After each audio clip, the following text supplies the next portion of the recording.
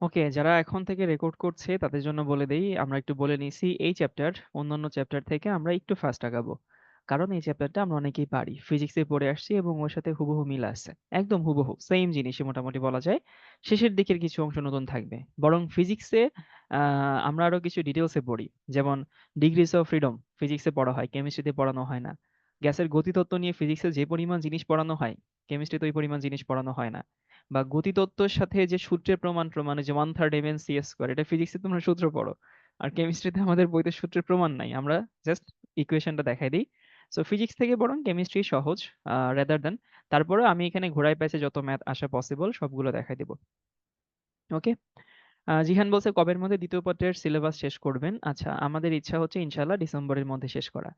তোমাদের টেস্ট পরীক্ষা শুরু হওয়ার টেস্ট পরীক্ষার মধ্যেই। কেউ একজন কিছুদিন আগে নক দিছিল যে ভাইয়া প্রি টেস্ট পরীক্ষার আগে কি সিলেবাস শেষ করবেন? আসলে প্রি টেস্ট পরীক্ষার আগে সিলেবাস শেষ করার প্ল্যান কখনোই ছিল না। ইনফ্যাক্ট প্রি টেস্ট পরীক্ষা অনেক কলেজে হয়ও না।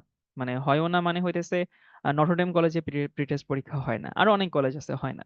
আমার কাছে প্রি-টেস্ট পরীক্ষা একটা আননেসেসারি পরীক্ষা মনে হয়, কারণ এটা আমাদের পড়ার ফ্লোটা নষ্ট করে। ধরো কি হয়েছে, তুমি তোমার মতো পড়ছো, হুট করে মাঝখানে একটা পরীক্ষা আসে, সেই পরীক্ষার জন্য প্যানিক করো, সেই পরীক্ষার জন্য আলাদা করে পড়ো, তারপরে সেই পরীক্ষা নিয়ে চিন্তা করো আল্লাহ পাস করবো না ফেল করবো, টেস্টে বসতে দিবে কি দিবে না। সো এই প্রি টেস্ট পরীক্ষাটা অনেক কলেজে হয় না, বিশেষ করে আমি নরডেমে পড়ছি, আমার কলেজে প্রি টেস্ট পরীক্ষা হইতো না। এবং আমি অনেক কলেজে দেখছি প্রি টেস্ট পরীক্ষা হয় না। সো এই জন্য প্রি টেস্টের আগে সিলেবাস শেষ করা তো আসলে এটা প্রথমত দরকার নেই, দ্বিতীয়ত আসলে কোয়াইট ইম্পসিবল। আমি চেষ্টা করলেও হয়তো আমার এখানে শেষ হবে, তোমাদের হয়তো শেষ হবে না। ঠিক আছে। আচ্ছা, আমাকে রাফা বলছে ভাই তড়িৎ রসায়ন লাইভ করে নেই, এখন এটা করবো না ওটা করবো? আমি বলবো এটা লাইভে করো, ফাঁক ফোকর ওটা রেকর্ড করে দিবা। আমার কলেজে প্রি টেস্ট এক্সাম নাই, হ্যাঁ অহনা বলছে। ভাই ফার্স্ট পেপারে সেশনটা কবে? নেক্সট উইক থেকে ইনশাল্লাহ ভাই রেগুলার হবে, ইনশাল্লাহ। ওটা মাঝখানে এই আন্দোলনের জন্য আর আমাদের তো ক্লাসই হইলো না। প্রি টেস্ট নিয়ে প্যারার কিছুই নাই। প্যারা তো খায়, যার কলেজে পরীক্ষা তার সে তো প্যারা খায়। বাট অনেক কলেজে হয় না আরকি। এবং আমার কাছে প্রি টেস্ট পরীক্ষাকে একটু আননেসেসারি মনে হয়। এটা আমার পার্সোনাল ওপিনিয়ন। ডিসেম্বরে হবে উইকলি ২ টা ক্লাস করে। হ্যাঁ, হয়ে যাবে। এটা কিভাবে হবে সেটা আজকের ক্লাস করলেই সবাই টের পাবা। কারণ কখনোই মনে করবা না যে ভাইয়া আমি হচ্ছে বা কি বলে পরিমাণগত রসায়ন যে স্পিডে পড়াইছি বা তড়িৎ রসায়ন যে স্পিডে পড়াইছি এখন আমি সেই স্পিডে পড়াবো। দেখবা যে একটু স্পিড আপ হবে জিনিসপত্র। ওকে, তো এই চ্যাপ্টার আসলে বয়েলের সূত্র দিয়ে আমরা শুরু করব। এর আগেও কিছু জিনিস আছে। জিনিসগুলো হচ্ছে ওই যে বায়ুমণ্ডল তাপমাত্রা, ওইটা আমরা শেষে গিয়ে ছোট করে একটা সেশনে, ওটা হয়তো ১০ বা ১৫ মিনিট লাগবে, আমরা ওটা আলাদা করে পড়ে নিব। অথবা আমি একটু দেখি যে সেইটার একটা স্লাইড কি আমার কাছে আছে কিনা। যদি সেইটার কোনো স্লাইড আমার কাছে থেকে থাকে তাহলে আমরা সেইটার উপরে একটুখানি, হ্যাঁ অলরেডি স্লাইড একটা আছে। যেহেতু স্লাইড আছে, আচ্ছা আমরা বয়েলের সূত্র দিয়ে শুরু না করি, ওটা দিয়ে শুরু করি। যেহেতু আমাদের কাছে অলরেডি স্লাইডটা আছে, খালি খালি অংশটুকু পরে রেখে দিব কেন?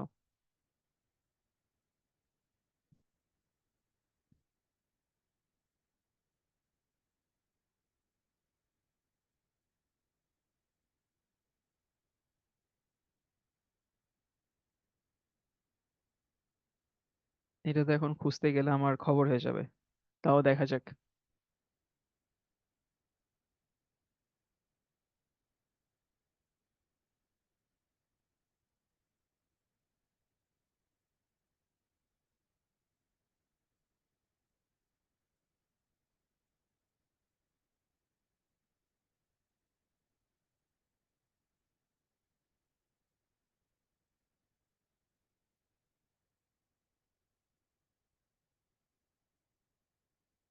এইখানে নাই,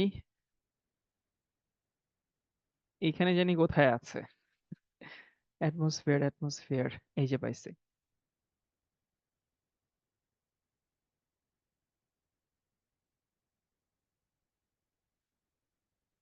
ওকে, সবাই লিখে নাও।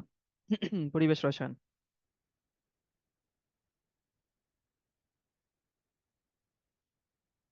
এই চ্যাপ্টারের নাম পরিবেশ রসায়ন না হয়ে আমার কাছে যদি মনে হইতো গ্যাস বা গ্যাসের সূত্র এই টাইপের যদি কোনো নাম হইতো, এটা আমার কাছে বেশি অ্যাপ্রোপ্রিয়েট মনে হইতো। পরিবেশ রসায়ন কেন জানি চ্যাপ্টারের নামের সাথে যায় না আর কি, বুঝছো? সো পরিবেশ রসায়নে দেখবা প্রথম অংশটুকু আসলে শর্ট সিলেবাসে নাই, বাট এরপরে হচ্ছে আমরা পড়বো যে একেবারে শুরুর দিকে তোমাকে বায়ুমণ্ডল নিয়ে কিছু কথা বলা আছে। তো আমরা বায়ুমণ্ডলের ডেফিনেশনটা একটু পড়বো। পৃথিবীকে ঘিরে, এই তোমরা ছোটবেলায় কিরকম একটা পড়ছো কিনা যে আমরা বায়ু সাগরে ডুবে আছি। এবং দেখো, পানির অপর নাম জীবন, এই কথাটা আসলে পুরোপুরি অ্যাপ্রোপ্রিয়েট না। অ্যাপ্রোপ্রিয়েট এই সেন্সে না, পানি ছাড়া আমরা অন্তত 3-4 দিন বাঁচতে পারি, বায়ু ছাড়া তো আমরা 3 মিনিটও বাঁচতে পারি না। সো পৃথিবীকে ঘিরে বায়ুর যে নিরবিচ্ছিন্ন আবরণ আছে তাকে বায়ুমণ্ডল বলে। আমি সবাইকে বলবো ডেফিনেশনটা একটু নোট করবা, যে অ্যাটমসফিয়ার কাকে বলে। পৃথিবীকে ঘিরে বায়ুর যে নিরবিচ্ছিন্ন আবরণ আছে সেটাকে বলা হয় বায়ুমণ্ডল। ওকে। এখন এই যে বায়ুমণ্ডলের যে উপাদানগুলো আছে, আমি সবাইকে বলবো বায়ুমণ্ডলের যে উপাদানগুলো আছে এগুলো সবাই একটু মুখস্থ করতে। বিশেষ করে যারা মেডিকেল পরীক্ষা দিবা, মেডিকেল পরীক্ষায় তো বলা হয় যে ফুল সিলেবাস থেকে প্রশ্ন আসবে। আর মেডিকেল পরীক্ষায় ইনফরমেশন বেশি আসে, মানে ইঞ্জিনিয়ারিং এ আমরা দেখছি কনসেপ্ট বেশি আসে, বা ভার্সিটিতে কনসেপ্টের এক্সাম্পল বেশি আসে। আর কি বলে, মেডিকেলে হচ্ছে আমাদের এই তথ্যগুলো বেশি আসে, যে কি কত পার্সেন্ট কি কি আছে। তো আমি সবাইকে বলবো এই তথ্যগুলো সবাই একটু মুখস্থ করতে, যে বায়ুমণ্ডলে কি কি উপাদান আছে এবং পার্সেন্টেজ গুলো ভালো মতো মনে রাখতে হবে। এখন এইখানে যে দুইটা জিনিস আছে সেই দুটো জিনিস একটু সংক্ষেপে ব্যাখ্যা করি। যে ভাইয়া, বায়ুমণ্ডলে নাইট্রোজেন 78%, বায়ুমণ্ডলে অক্সিজেন 20% বা 21%। তাহলে আমি তো দেখলাম পুরো বায়ুমণ্ডলটা আসলে এই দুইটা দিয়ে ভরা। তাহলে এরা বিক্রিয়া করে নাইট্রোজেনের অক্সাইড কেন তৈরি করে না? যদি এই প্রশ্ন কারো এসে থাকে, তাহলে এই প্রশ্নের আনসারটা দিচ্ছি, যে নাইট্রোজেন দেখো ট্রিপল বন্ড দিয়ে থাকে। সো ট্রিপল বন্ড এইটা ভাঙতে অনেক বেশি শক্তি লাগে। যদি নাইট্রোজেন এই বন্ধন না ভাঙে তাহলে নাইট্রোজেন বিক্রিয়া করবে না। সো এই বন্ধন ভাঙতে 3000 ডিগ্রি সেলসিয়াস তাপমাত্রা লাগে। ভাই এই তাপমাত্রা তো বাতাসে সবসময় পাওয়া যায় না। এই জন্য যদিও ওরা দুইজন মিলে অলমোস্ট পুরো বায়ুমণ্ডল কভার করে রাখে, তারপরে ওরা বিক্রিয়া করে না, মানে এই বিক্রিয়াটা আসলে হয় না। ঠিক আছে। তাহলে আমি সবাইকে বলবো যে এইখানকার যে জিনিসগুলো আছে টিটিএম মানে টানা টানা মুখস্থ করবা, বায়ুমণ্ডলের উপাদানগুলো এবং কোনটা কত পার্সেন্ট আছে সেটা মুখস্থ করতে হবে। এরপরে দেখো বায়ুমণ্ডলের যে লেয়ার, এই লেয়ার গুলো একটু মনে রাখতে হবে। এবং এই স্লাইডে যত তথ্য আছে এই সম্পূর্ণ তথ্য দিয়ে আসলে এই অংশটুকু সব প্রশ্ন পরীক্ষায় আসে। সবাই একটু লিখে নাও, লিখে হলে আমাকে জানিও, তারপরে আমি বিস্তারিত ব্যাখ্যা করছি যে এখানে কি কি আছে।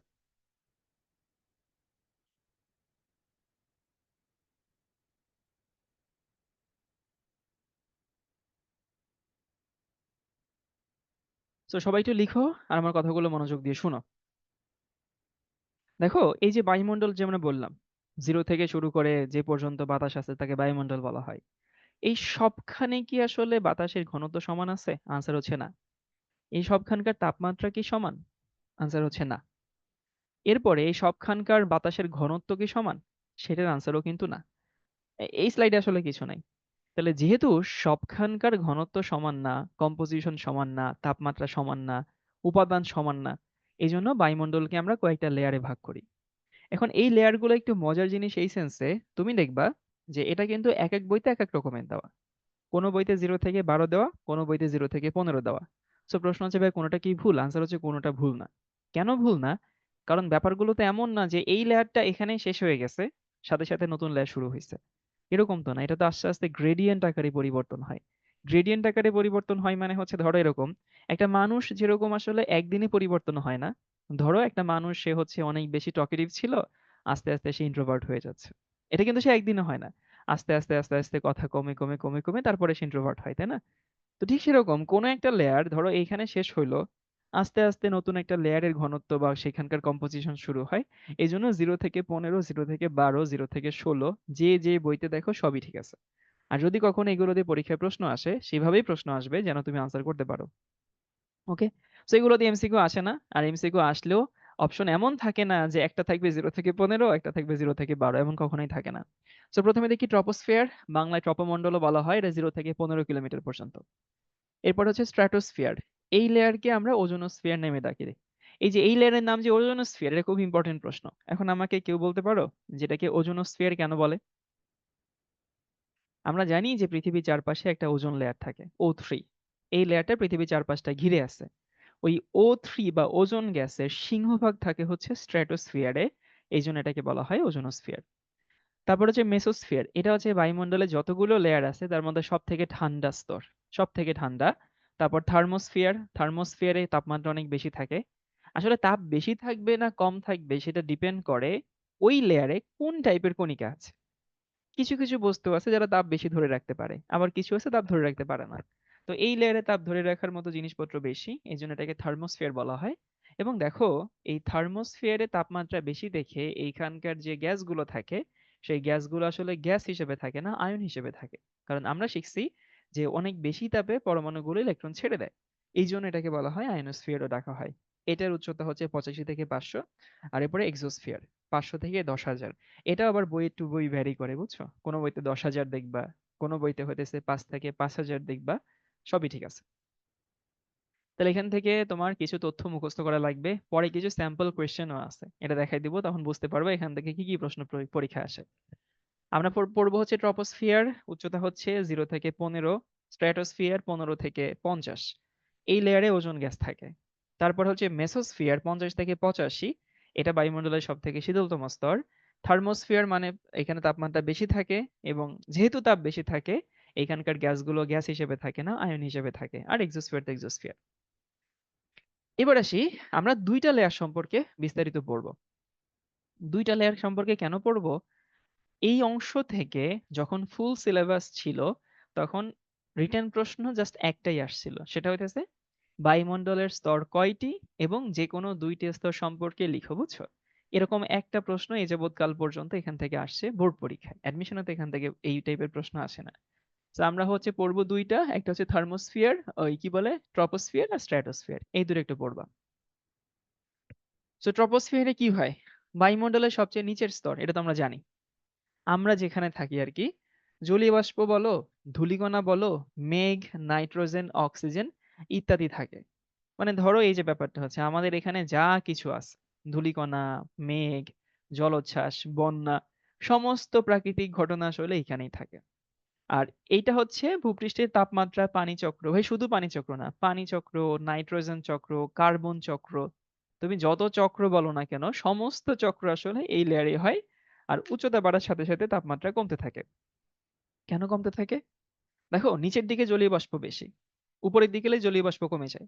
এখন জলীয় বাষ্প কমে গেলে কি হবে? তাপ ধারণ করে রাখার মতো বস্তু কমে গেল, এই জন্য তাপমাত্রা কমতে থাকে। তো সবাই হচ্ছে কয়েকটা স্টেটমেন্ট মনে রাখবা, তার মধ্যে ইম্পর্টেন্ট হচ্ছে এইটা, যে উচ্চতা বাড়ার সাথে সাথে তাপমাত্রা কমতে থাকে, একটু মনে রেখো, এটা ইম্পর্টেন্ট। আর বাকি যে তিনটা পয়েন্ট আছে সেই তিনটা পয়েন্ট তোমার এমনিতেই মনে থাকবে। তাহলে সবাই এখনই মুখস্থ করো। প্রথমত, ট্রপোস্ফিয়ার বায়ুমণ্ডলের সব থেকে নিচের স্তর, কত কিলোমিটার পর্যন্ত? 0 থেকে শুরু করে 12 কিলোমিটার পর্যন্ত। এখানে এই যে অক্সিজেন থাকে, নাইট্রোজেন থাকে, এগুলো তুমি জানো। তাপমাত্রা পানি চক্র নিয়ন্ত্রণ করে, এটাও তুমি জানো। তুমি শুধু মনে রাখবা হচ্ছে এই তথ্যটা, আর তুমি মনে রাখবা হচ্ছে উচ্চতা বাড়ার সাথে সাথে কি হবে? তাপমাত্রা কমতে থাকে। এই দুইটা মনে রাখা লাগবে। এবার আসি হচ্ছে ডেন্টাল 19 একটা প্রশ্ন আসছিল, এই প্রশ্ন তুলতে হবে না আর কি। এই প্রশ্নটা আসছিল হচ্ছে বায়ুমণ্ডলের কোন স্তরে ঘূর্ণিঝড় হয়। এখন দেখো, বায়ুমণ্ডলের কোন স্তরে ঘূর্ণিঝড় হয়, এই প্রশ্ন যদি কেউ না পারে তার আসলে এইচএসসি পাস করা উচিত না। কারণ ঘূর্ণিঝড় বলো, জলোচ্ছ্বাস বলো, ওই বৃষ্টি বলো, মেঘ বলো, যা কিছু বলো না কেন সবই ট্রপোস্ফিয়ারে হয়। তোমরা কখনো ঘুড়ি উড়াইছো? মানে আমি গ্রামে যখন ঘুড়ি উড়াইতাম তখন এমনও হইতো যে হচ্ছে ঘুড়ি ভিজে গেছে মেঘে, যদি হচ্ছে অনেক বড় ঘুড়ি আর বেশি সুতা দিয়ে উড়ানো হয়। একটা ঘুড়ি যদি হইতেছে মেঘে ভিজে থাকতে পারে, তাহলে মেঘ আর কত উপরেই ভাই থাকে? আমার মনে হয় 2 কিলোমিটার উপরেই মেঘ থাকে। অথবা ঘুড়ি বাদ দিয়ে বাংলাদেশে কেউ সাজেকে গেছো মেঘের সময়? সাজেকেই ভাই, মানে সাজেক ভ্যালিটাই হইতেছে মেঘ থেকে নিচে। সাজেক কত ফিটই বা হবে? কত ফিট আমি জানি না, 8,000 ফিট বোধ হয়, নাকি এত হবে না। তো মেঘ আসলে খুব নিচেই থাকে, মেঘ খুব বেশি সাজেক 8,000 ফিট না, ইয়াই তো বোধ 8,000 ফিট। কি বলে, এভারেস্ট। তো সাজেকে গেলেই যদি মেঘ দেখা যায়, সেখানে ট্রপোস্ফিয়ার হচ্ছে 16 কিলোমিটার বা 15 কিলোমিটার, অনেক দূর, অনেক উঁচু। তো ডেন্টাল 19 আসছিল বায়ুমণ্ডলের কোন স্তরে ঘূর্ণিঝড় হয়, ট্রপোস্ফিয়ার, এই প্রশ্ন লিখতে হবে না। এবার দেখি স্ট্র্যাটোস্ফিয়ার। স্ট্র্যাটোস্ফিয়ারের হচ্ছে এই যে AKA, মানে অলসো নন অ্যাজ ওজোনোস্ফিয়ার, এটা বায়ুমণ্ডলের সব থেকে শান্ত স্তর এবং এখানে জলীয় বাষ্প নাই। এটা একটু মনে রেখো সবাই। কারণ আমরা কি শিখছি, ট্রপোস্ফিয়ার থেকে উপরে উঠলে জলীয় বাষ্প কমতে থাকে, এইখানে গিয়ে আসলে জলীয় বাষ্প একেবারে নাই বললেই চলে। হাইট বাড়লে যদি টেম্পারেচার কমে তাহলে থার্মোস্ফিয়ার এক্সিস্ট করে কিভাবে, পরে বলতেছি। তাহলে সবচেয়ে শান্ত এবং জলীয় বাষ্প নাই। আচ্ছা, প্রত্যেকটা প্রশ্ন করছে, এখনই আনসার দিয়ে দিই। প্রত্যেক প্রশ্ন করছে ভাইয়া উচ্চতার সাথে সাথে তো তাপমাত্রা কমতেছে, আপনি বললেন। এই যে ওই আগের স্লাইডেই বলে আসলাম, তাই না? এখানেই লেখা ছিল যে উচ্চতার সাথে সাথে তাপমাত্রা কমতে থাকে। তো থার্মোস্ফিয়ারে তাপমাত্রা বলে কিছু আছে কিনা। প্রত এখানে মেইন ইস্যু হচ্ছে তাপমাত্রা কমবে না বাড়বে সেটা ডিপেন্ড করে সেই স্তরে তাপ ধরে রাখার মতো জিনিস আছে কিনা। তুমি এই স্তরে যত উপরে যাবা তত জলীয় বাষ্প কমতে থাকে, এবং এইখানে তাপ ধরে রাখে মেইনলি জলীয় বাষ্প। এই জন্য জলীয় বাষ্প কমতে থাকে, যেন তাপমাত্রা কমতে থাকে। এবং দেখো এখানে তাপমাত্রা তো আসলে আহ মানে কি বলে, জলীয় বাষ্প নাই বললেই চলে। সেই হিসাবে মেসোস্ফিয়ার সব থেকে ঠান্ডা, এটাও ঠিক আছে। তাহলে প্রশ্ন হচ্ছে থার্মোস্ফিয়ারে কেন হয়। দেখো থার্মোস্ফিয়ার এমনিতেই উঁচু, সূর্য থেকে বেশি কাছে। দ্বিতীয়ত থার্মোস্ফিয়ারে যে গ্যাসগুলো থাকে সেই গ্যাসগুলো আবার তাপ ধরে রাখতে পারে। এই জন্য তাপ বেশি নাকি তাপ কম সেটা ডিপেন্ড করে ওই স্তরে কি কি অণু আছে বা কি কি গ্যাস আছে তার উপরে, বুঝছো? এটা আন্দাজে বলা যাবে না। 90% ওজন এইখানে অবস্থিত, এটা লেখার দরকার নেই। তুমি যখনই ওজোনোস্ফিয়ার বলবা তখনই তুমি আসলে জেনে যাবা। তারপরে উচ্চতা বাড়ার সাথে সাথে তাপমাত্রা বাড়তে থাকে। এই স্তরে এবার একে মানে অলসো নোন অ্যাজ, এই তোমরা একে দেখো নাই? এই স্তরে আবার তাপমাত্রার সাথে সাথে বাড়তে থাকে, কারণ কি? ওই যে এটা আসলে তোমাকে জানতে হবে, কোনো সূত্র অ্যাপ্লাই করে বলা যাবে না যে ওইখানে তাপমাত্রা কমতো এইখানে তাপমাত্রা বাড়ছে কেন। কারণ যে বস্তু তাপ ধরে রাখে তার ডেনসিটি হয়তো বাড়ে। সব জায়গায় সব লেয়ারে একই টাইপের বস্তু তাপ ধরে রাখে না, কোনো জায়গায় জলীয় বাষ্প ধরে রাখে, কোনো জায়গায় ওজোন গ্যাস ধরে রাখে, কোনো জায়গায় অন্য গ্যাস ধরে রাখে, নাইট্রোজেন অক্সিজেন, ইট ডিপেন্ডস প্রত্যেকটা স্তরের উপরে। ও, আরেকটু বলে দেই যে আমাদের যে জেট প্লেন গুলো আছে না, সেই জেট প্লেন গুলো হচ্ছে এই স্তরে চলে। জেট প্লেন লিখছি, আয় হায়। আর যে ইয়া প্লেন গুলো আছে, কি বলে, যে প্লেন গুলো আসলে যাত্রী বয়, আহ যাত্রীবাহী প্লেন গুলো কি এই স্তর থেকে চলে? আচ্ছা, আমি যতবার প্লেনে উঠছি ওরা হচ্ছে যখন তুমি হইতেছে ইয়া করো, মানে যখনই হচ্ছে ওরা ইয়া করবে, টেক অফ করবে, তখন পাইলট হচ্ছে অ্যানাউন্স করে যে প্লেনটা এত মিটার এত ফিট উচ্চতা দিয়ে তারপর অমুক অমুক এয়ারপোর্টে যাবে। তো দাঁড়া আমি একটু রিকল করার চেষ্টা করি, যতবার উঠছি ততবার কত ফিট বলছে। যতবার উঠছি ততবার আনুমানিক 14,000 ফিট বলছে। আমি আমি শিওর না আসলে, মানে যতদূর আমার মনে পড়ে যে 14,000 ফিট পাইলট অ্যানাউন্স করে শুরুতেই। তো 14,000 ফিট, এই 14,000 ফিটে দেখো তো ইসে কত আসে, মিটারে কত আসে? 14,000 ফিট মিটারে কত আসে একটু দেখো তো। তারপর দেখো কিলোমিটারে কত আসে।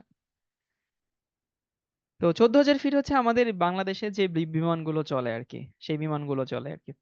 আর জেট প্লেন হচ্ছে এই স্তর থেকে চলে। আচ্ছা, 14,000 ফিট মানে হচ্ছে 5,000 মিটার, 4,000 মিটার। 4,000 মিটার মানে হচ্ছে ট্রপোস্ফিয়ার। আচ্ছা, ট্রপোস্ফিয়ারে চলে হতেছে ইয়া প্লেন গুলা, কি বলে, আহ যাত্রীবাহী প্লেন গুলা। আর জেট প্লেন এখান থেকে চলে, এই ওয়ার্ডটা বইতে লেখা আছে। আচ্ছা, এবার দেখি কিছু প্রশ্ন। দেখো জাহাঙ্গীরনগর ইউনিভার্সিটি ডি ইউনিট 19 সালে একটা প্রশ্ন আসছিল। প্রশ্ন হচ্ছে সূর্যের ইউভি কোন স্তরে শোষিত হয়। এই, এটা লিখতে হবে না। আমরা কি জানি আমাদের চারপাশে যে ওজোন লেয়ার আছে, অথবা লিখে নাও প্রশ্নটা যেহেতু জাহাঙ্গীরনগরে আসছিল। আমরা জানি আমাদের চারপাশে যে ওজোন লেয়ার আছে সেই ওজোন লেয়ারটাই আসলে ইউভি শোষণ করে। আর ওজোন লেয়ার 90% কোথায় অবস্থিত? স্ট্র্যাটোস্ফিয়ারে। তাহলে সূর্যের ইউভি কোন স্তরে শোষণ করে? উত্তর হচ্ছে স্ট্র্যাটোস্ফিয়ার। ওকে। তারপরে এসে হচ্ছে ডেন্টাল 19-এ আসছিল স্ট্র্যাটোস্ফিয়ারের মূল উপাদান কোনটি, দেখো উত্তর হচ্ছে ওজোন। এগুলো সব এমসিকিউ প্রশ্ন, শুধু স্যাম্পল কোয়েশ্চেন হিসেবে দেখানো হয়েছে যেখান থেকে পরীক্ষায় কি প্রশ্ন আসে। তাহলে আমরা একটু সংক্ষেপে রিভিউ করে দেই। রিভিউ হইতেছে যে স্ট্র্যাটোস্ফিয়ারের মূল উপাদান ওজোন, এজন্য এটাকে ওজোন লেয়ারও বলা হয় বা ওজোনোস্ফিয়ারও বলা হয়। তারপরে এটা সব থেকে শান্ত, এখানে জলীয় বাষ্প নাই বললেই চলে, তাপমাত্রা উচ্চতার সাথে সাথে বাড়ে। আর কি বলে, এখান থেকে জেট প্লেন চলে। এই কয়েকটা ইনফরমেশন মনে রাখলেই হচ্ছে। শান্ত কেন? জলীয় বাষ্প নাই দেখে হচ্ছে শান্ত। এখানে তো বাতাসও হয় না, এখানে তো হচ্ছে মেঘও হয় না, ঘূর্ণিঝড়ও হয় না, এই জন্য শান্ত বলি আমরা। পরে আরেকটা প্রশ্ন দেখি, পারমাণবিক অক্সিজেন কোন লেয়ারে থাকে? বলছিলাম দুইটা লেয়ার সম্পর্কে বিস্তারিত পড়বো, দুইটা লেয়ার সম্পর্কে বিস্তারিত পড়া হয়ে গেছে। পারমাণবিক অক্সিজেন কোন লেয়ারে থাকে? রাজশাহী ইউনিভার্সিটি 17 আসছিল, মনে রেখো একটু, মেসোস্ফিয়ার। পারমাণবিক অক্সিজেন মানে হইতেছে, নর্মালি আমরা কি জানি, অক্সিজেন O2 হিসেবে থাকে। তোমাদের যখন রাসায়নিক পরিবর্তনের সময় পড়াইছিলাম, তখন এরকম একটা তথ্য পড়াইছিলাম যে বায়ুমণ্ডলের উপরে গিয়ে কিছু অ্যাটমিক অক্সিজেন থাকে। নর্মালি তো অক্সিজেন O2 হিসেবে থাকে, মানে হচ্ছে মলিকিউলার হিসেবে থাকে। কিন্তু কিছু কিছু অক্সিজেন থাকে যারা ও হিসেবে থাকে, মানে অ্যাটম হিসেবে থাকে।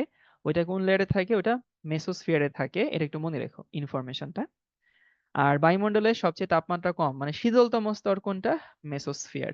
এটা আসছিল জাহাঙ্গীরনগর ডিউনিতে, ওটা রাজশাহী ইউনিভার্সিটিতে আসছিল। নেসেন্ট অক্সিজেন আর পারমাণবিক অক্সিজেন একই জিনিস, তবে নেসেন্ট বলা হয় একটু স্পেশাল কেসে। যদি এমন হয় যে ওই অক্সিজেনটা বিক্রিয়া স্থলে তৈরি হয়ে বিক্রিয়া স্থলেই ব্যবহৃত হয়, তখন এটাকে আমরা নেসেন্ট বলি। কিন্তু অন্য ক্ষেত্রে অ্যাটমিক অক্সিজেন বলা হয়। সো অ্যাটমিক অক্সিজেনের একটা বিশেষ দশার নাম হচ্ছে নেসেন্ট অক্সিজেন। মানে দুইটার মধ্যে যে খুব বেশি ডিফারেন্স আছে তাও না, আবার ধরো দুইটার মধ্যে যে খুব বেশি মিল আছে সেটাও না। একই জিনিস, প্রেক্ষাপট অনুযায়ী আমরা বলি। তাহলে মনে রাখবো কি? একটা হচ্ছে অ্যাটমিক অক্সিজেন পাওয়া যায় মেসোস্ফিয়ারে, আর মেসোস্ফিয়ার সব থেকে শীতলতম স্তর। তারপরে দেখো, বেতার তরঙ্গ কোন স্তরে প্রতিফলিত হয়? এই যে আমাদের যে হচ্ছে, আমরা বেতার তরঙ্গ যে শুনি, এটা তো প্রতিফলিত হয়ে তারপর আমাদের কাছে আসে। কোন লেয়ারে হয়? লিখে নাও আয়োনোস্ফিয়ার অথবা থার্মোস্ফিয়ার, তুমি যাই লেখো না কেন। এই তথ্যগুলো সারাবারই এখান থেকে আসে, বা থার্মোস্ফিয়ার। অনেকদিন ইসে লিখে না, পিপিটিতে।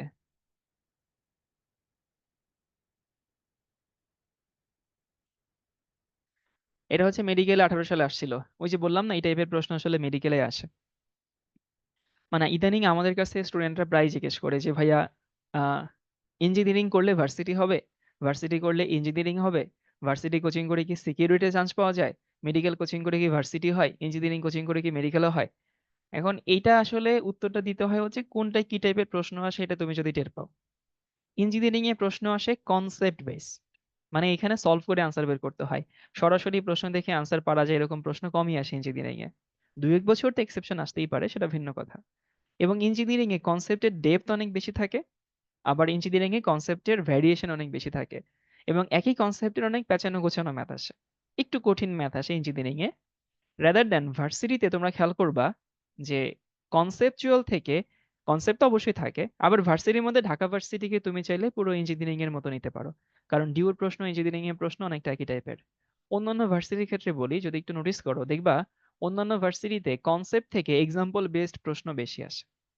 যে এইটা গলনাঙ্ক কম, ওটার গলনাঙ্ক বেশি, এটা দ্রাব্যতা বেশি। তারপরে হচ্ছে এই টাইপের প্রশ্ন ভার্সিটিতে বেশি আসে। এবং ভার্সিটিতে একটু গতানুগতিক কনসেপ্ট আসে বেশি, খুব বেশি পেঁচায় না, ভ্যারিয়েশন কম। গতানুগতিক জিনিসগুলো যদি তুই পড়ে যায় তাহলে ভার্সিটিতে খুব ইজিলি চান্স হয়ে যায়। আর মেডিকেলে রাদার দেন ইনফরমেটিভ প্রশ্ন বেশি আসে। ইনফরমেটিভ মানে হইতেছে এই যে এই টাইপের, যে এটা কোথায় হয়, ওটা কোথায় হয়, এখানে কি আছে, ওইখানে কি আছে। তো এই জিনিসগুলো আসলে হচ্ছে বিভিন্ন জায়গায় একটু হালকা ভ্যারি করে, ওটা মাথায় রেখে প্রস্তুতি নিলেই হয়। তাহলে আমি তোমাদেরকে বলে দিচ্ছি, হোল এই অংশ থেকে তুমি কি পড়বা। তুমি পড়বা হচ্ছে এইটুকু, যে স্তরগুলো কি কি? ট্রপোস্ফিয়ার 0 থেকে 15, এবং এখান থেকে তোমাকে একবারে মুখস্থ করাই দেই। সব থেকে নিচের স্তর, মেঘ বলো, বৃষ্টি বলো, জলোচ্ছ্বাস বলো, ঘূর্ণিঝড়, তারপরে হচ্ছে কি জলীয় বাষ্প, সবই এখানে থাকে। এবং এই স্তরে হচ্ছে সমস্ত প্রাকৃতিক ঘটনা ঘটে, পানি চক্র টক্র সব এখানে হয়। উচ্চতার সাথে সাথে তাপমাত্রা কমতে থাকে। ওকে। তারপর হচ্ছে স্ট্র্যাটোস্ফিয়ার। স্ট্র্যাটোস্ফিয়ারে ওজোন থাকে, এই জন্য আমরা ওজোনোস্ফিয়ার বলি। এখানে সূর্যের ইউভি প্রতিফলিত হয়, এখান থেকে জেট প্লেন চলে।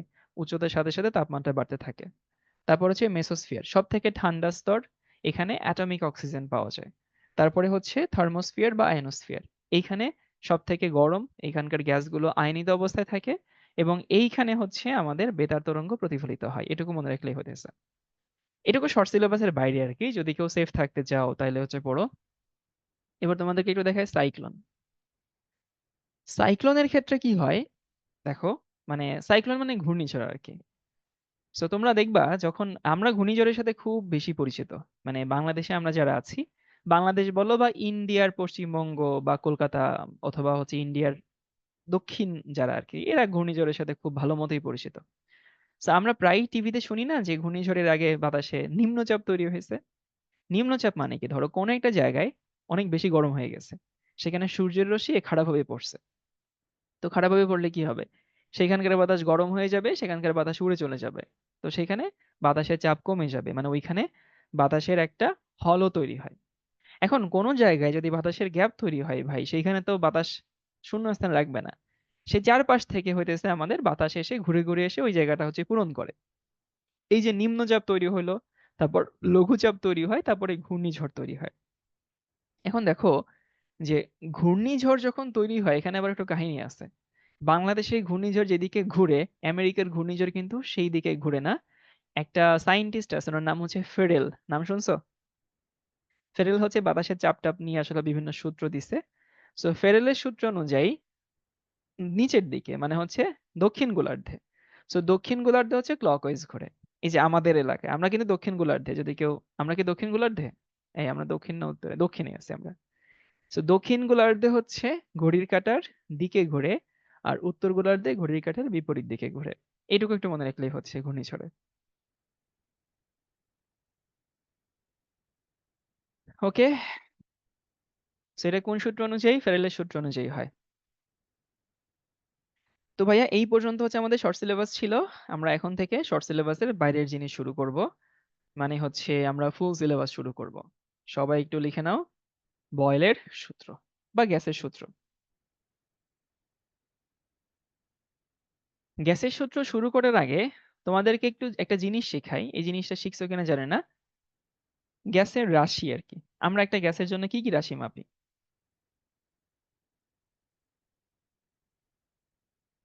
যদি এগুলো দেখানো তোমাদের যে অবান্তর, কারণ ফিজিক্সে পড়ে আসছো। দেখো গ্যাসের জন্য আমরা চাপ মাপি, গ্যাসের জন্য আমরা আয়তন মাপি, মোল সংখ্যা মাপি, তাপমাত্রা মাপি, তাই না? একটা গ্যাসের জন্য আমরা এই চারটা জিনিস নর্মালি মাপি। এখন যখন তুমি কোন একটা সূত্র পড়বা তখন দেখবা যে দুইটা ভ্যারিয়েবল, বাকিগুলো কনস্ট্যান্ট। তো যখন আমি আসলে এই পি আর ভি নিয়ে কাজ করি, তখন অবশ্যই এই দুটো কনস্ট্যান্ট থাকা লাগবে। সো পি এবং ভি যদি হচ্ছে বলি, তাহলে সেটা কি সূত্র হয়? এটা হচ্ছে বয়েলের সূত্র হয়। রবার্ট বয়েল একজন আইরিশ কেমিস্ট ছিলেন। তাহলে বয়েলের সূত্র অবশ্যই কি কনস্ট্যান্ট? এন এবং টি হচ্ছে কনস্ট্যান্ট। আশা করি বুঝতে পারছি। এখন তোমাদের এখানে আসলে কি কি ভুল ধারণা আছে সেগুলো বলে দিই। তো এটা সবাই জানো, বয়েলের সূত্র হচ্ছে ভি ইজ ইনভার্সলি প্রপোর্শনাল হচ্ছে পি, যখন কি কনস্ট্যান্ট? এন ও টি কনস্ট্যান্ট। এইখানে অনেক স্টুডেন্ট আবেগ আপ্লুত হয়। ওরা মনে করে শুধু তাপমাত্রা কনস্ট্যান্ট। না, শুধু তাপমাত্রা কনস্ট্যান্ট না, মোল সংখ্যা কনস্ট্যান্ট হইতে হয়। বাট মোল সংখ্যা নিয়ে আমাদের মাথা ব্যথা নাই। কেন মাথা ব্যথা নাই? কারণ গ্যাস তো আর বের হয়ে যাচ্ছে না, নতুন করে গ্যাস তো আসছেও না। সো মোল সংখ্যা নিয়ে আমাদের এত চিন্তা করার দরকার হয় না, এই জন্য আমরা সবসময় মনে রাখি তাপমাত্রা কনস্ট্যান্ট। এখন আমাকে বলো তো ভাইয়া, যে তাপমাত্রা কনস্ট্যান্ট সেটা কত ডিগ্রি? হ্যাঁ, বয়লের সূত্র থেকে শর্ট সিলেবাস শুরু হচ্ছে। 0 ডিগ্রি, 25 ডিগ্রি, 30 ডিগ্রি, নাকি কত ডিগ্রি? যদি এখানে কারো মিসকনসেপ্ট থাকে তাকেও শুধরাই দিচ্ছি, তাপমাত্রা কনস্ট্যান্ট মানে যে কোনো তাপমাত্রা। একজন বলছে এসটিপি, আরে না। শোনো, মনে রাখবে এগুলো হচ্ছে ঘটনার মধ্যে। এটা আবার কি মানে ভাইয়া? ঘটনার মধ্যে মানে হচ্ছে, দেখো তুমি তো কোনো গ্যাসের উপরে চাপ দিবা, আয়তন কমবে। তো আমি যখন চাপ দেওয়া শুরু করছি তখন যে চাপটা থাকবে, যে তাপমাত্রা থাকবে, সরি, যখন চাপ দেওয়া শেষ করছি তখন সেই তাপমাত্রা থাকতে হবে। তুমি 0 ডিগ্রিতে চাপ দিয়ে শুরু করলে 0 ডিগ্রিতে শেষ করতে হবে, 20-তে শুরু করলে 20-তেই শেষ করতে হবে, এমন কোনো কথা নেই এসটিপি হইতে হবে, এসিটিপি হইতে হবে। তো তাপমাত্রা কনস্ট্যান্ট মানে যে কোনো তাপমাত্রা হতে পারে, এমন কোনো কথা নাই। তো এখান থেকে আমরা জানি ভি সমান হচ্ছে কে ইন্টু 1/পি। তার মানে হচ্ছে পি ভি সমান হচ্ছে কে। এর মানে হচ্ছে P1V1 সমান হচ্ছে P2V2। এই সূত্র সবার মুখস্থ। এখানে একটু কথা আছে, এই সূত্র কিন্তু শুধু গ্যাসের জন্য, খবরদার। আমি অনেক স্টুডেন্টদের দেখি সে পানির সাথেও পানির জন্য এই সূত্র ইউজ করে ফেলে। গ্যাসের সূত্র, বয়েলের সূত্র বলি, চার্লসের সূত্র বলি, বা যাই তুমি শিখো না কেন, সব গ্যাসের সূত্র। এই সূত্র তরলের জন্য ব্যবহার করা যাবে না, কঠিনের জন্য তো সারাসের হারাম, অন্য কিছুর জন্য ব্যবহার করা যাবে না, শুধু গ্যাসের জন্য ব্যবহার করতে হবে। এবার দেখি সিগনিফিকেন্স অফ কে। তুমি যেটা কে বললা না, কে কি? এই কাঁচা বাচ্চাটা কে মানে কি? পিভি না? জানি তো। কে মানে যদি পিভি হয়, এই বয়সে এসে সবার জানা উচিত পিভি মানে কি। কাজ। তার মানে কি, ওই যে বয়েলের সূত্রে যে আমাদের কে আছে, ধ্রুবক আছে, সেই ধ্রুবকটা আসলে কি মিন করে? সেই ধ্রুবকটা আসলে কাজ মিন করে। ঠিক আছে? মাঝে মধ্যে এগুলো এমসিকিউতে আসে এবং এইগুলো ভার্সিটিতে আসে যে হচ্ছে যে পিভি দ্বারা বা বয়েলের সূত্রে যে ধ্রুবক এটা দিয়ে কি বোঝে। তো পিভি দ্বারা আসলে কি বুঝে? পিভি দ্বারা আসলে কাজ বোঝায়। এবার বয়েলের সূত্র থেকে হইতেছে পিভি সমান এফএক্স, না ব্যাপারটা সেরকম না। পিভি সমান কাজ কিভাবে হয়? পি সমান কি? পি সমান হইতেছে এফ বাই এ, তাই না? আর ভি সমান কি? এ ইন্টু এক্স। তো কাটাকাটি গেলে কি থাকে? এফ এক্স থাকে না? ওই যে এফ এক্স মানেই তো কাজ আসলে। তোমরা ফিজিক্সে পড়ছো না পিডিভি, সেখানে সেভাবে আসে আর কি। এবারে সেই বয়েলের সূত্রের সব থেকে ইম্পর্টেন্ট যে অংশটুকু, গ্রাফ। সো প্রথমে দেখি, যদি আমি এরকম নেই, আমি এই বরাবর ভি নিচ্ছি আর এই বরাবর পি ইনভার্স নিচ্ছি। ধরো একটা গ্রাফ, এবং বিশ্বাস করে এই গ্রাফগুলো না অনেক প্যারামিটার আঁকা যায়। একটা ইকুয়েশন যখন তোমার হাতে থাকে তখন গ্রাফ আঁকতে তো আর আসলে বাধে না। তুমি এক্স অক্ষ বরাবর একটা নাও, ওয়াই অক্ষ বরাবর একটা নাও, নতুন নতুন প্যারামিটার নিবা, নতুন নতুন গ্রাফ হবে। বাট আমরা রেগুলার ইকুয়েশনের সাথে বা রেগুলার গ্রাফের সাথে যেগুলো মিলে সেগুলোই দেখবো। তো আমাদের ইকুয়েশন ছিল কি? ইকুয়েশন ছিল ভি সমান কে ইন্টু পি ইনভার্স। তাহলে কাঁচা বাচ্চারা কি দাঁড়ায়? ওয়াই সমান হইতেছে এম এক্স দাঁড়ায় না? সো ওয়াই সমান এম এক্স মানে কি? মূল বিন্দুগামী সরলরেখা, তাই তো? তাহলে আমরা একটু দেখি, এটা মূল বিন্দুগামী সরলরেখা হয়, কিন্তু প্র্যাকটিক্যালিটিকে সম্মান দেওয়ার জন্য ঠিক মূল বিন্দু দিয়ে নিচ্ছি না। কেন নিচ্ছি না ভাইয়া? কারণ দেখো, এই মূল বিন্দুতে গ্যাসের আয়তন জিরো হবে। গ্যাসের আয়তন তো জিরো কখনো হয় না বাস্তবে। আবার পি ইনভার্স এখানে জিরো, মানে পি অসীম। আমি কোনো গ্যাসের উপরে অসীম পরিমাণ চাপ দিতেও পারবো না। এই জন্য জাস্ট আমরা বাস্তবতাকে সম্মান দিচ্ছি, আর কিছু না। কেউ যদি মূল বিন্দু দিয়ে দেয় তাহলে যে মহাভারত অশুদ্ধ হবে তা না, কারণ জিনিসটাই তো কাল্পনিক।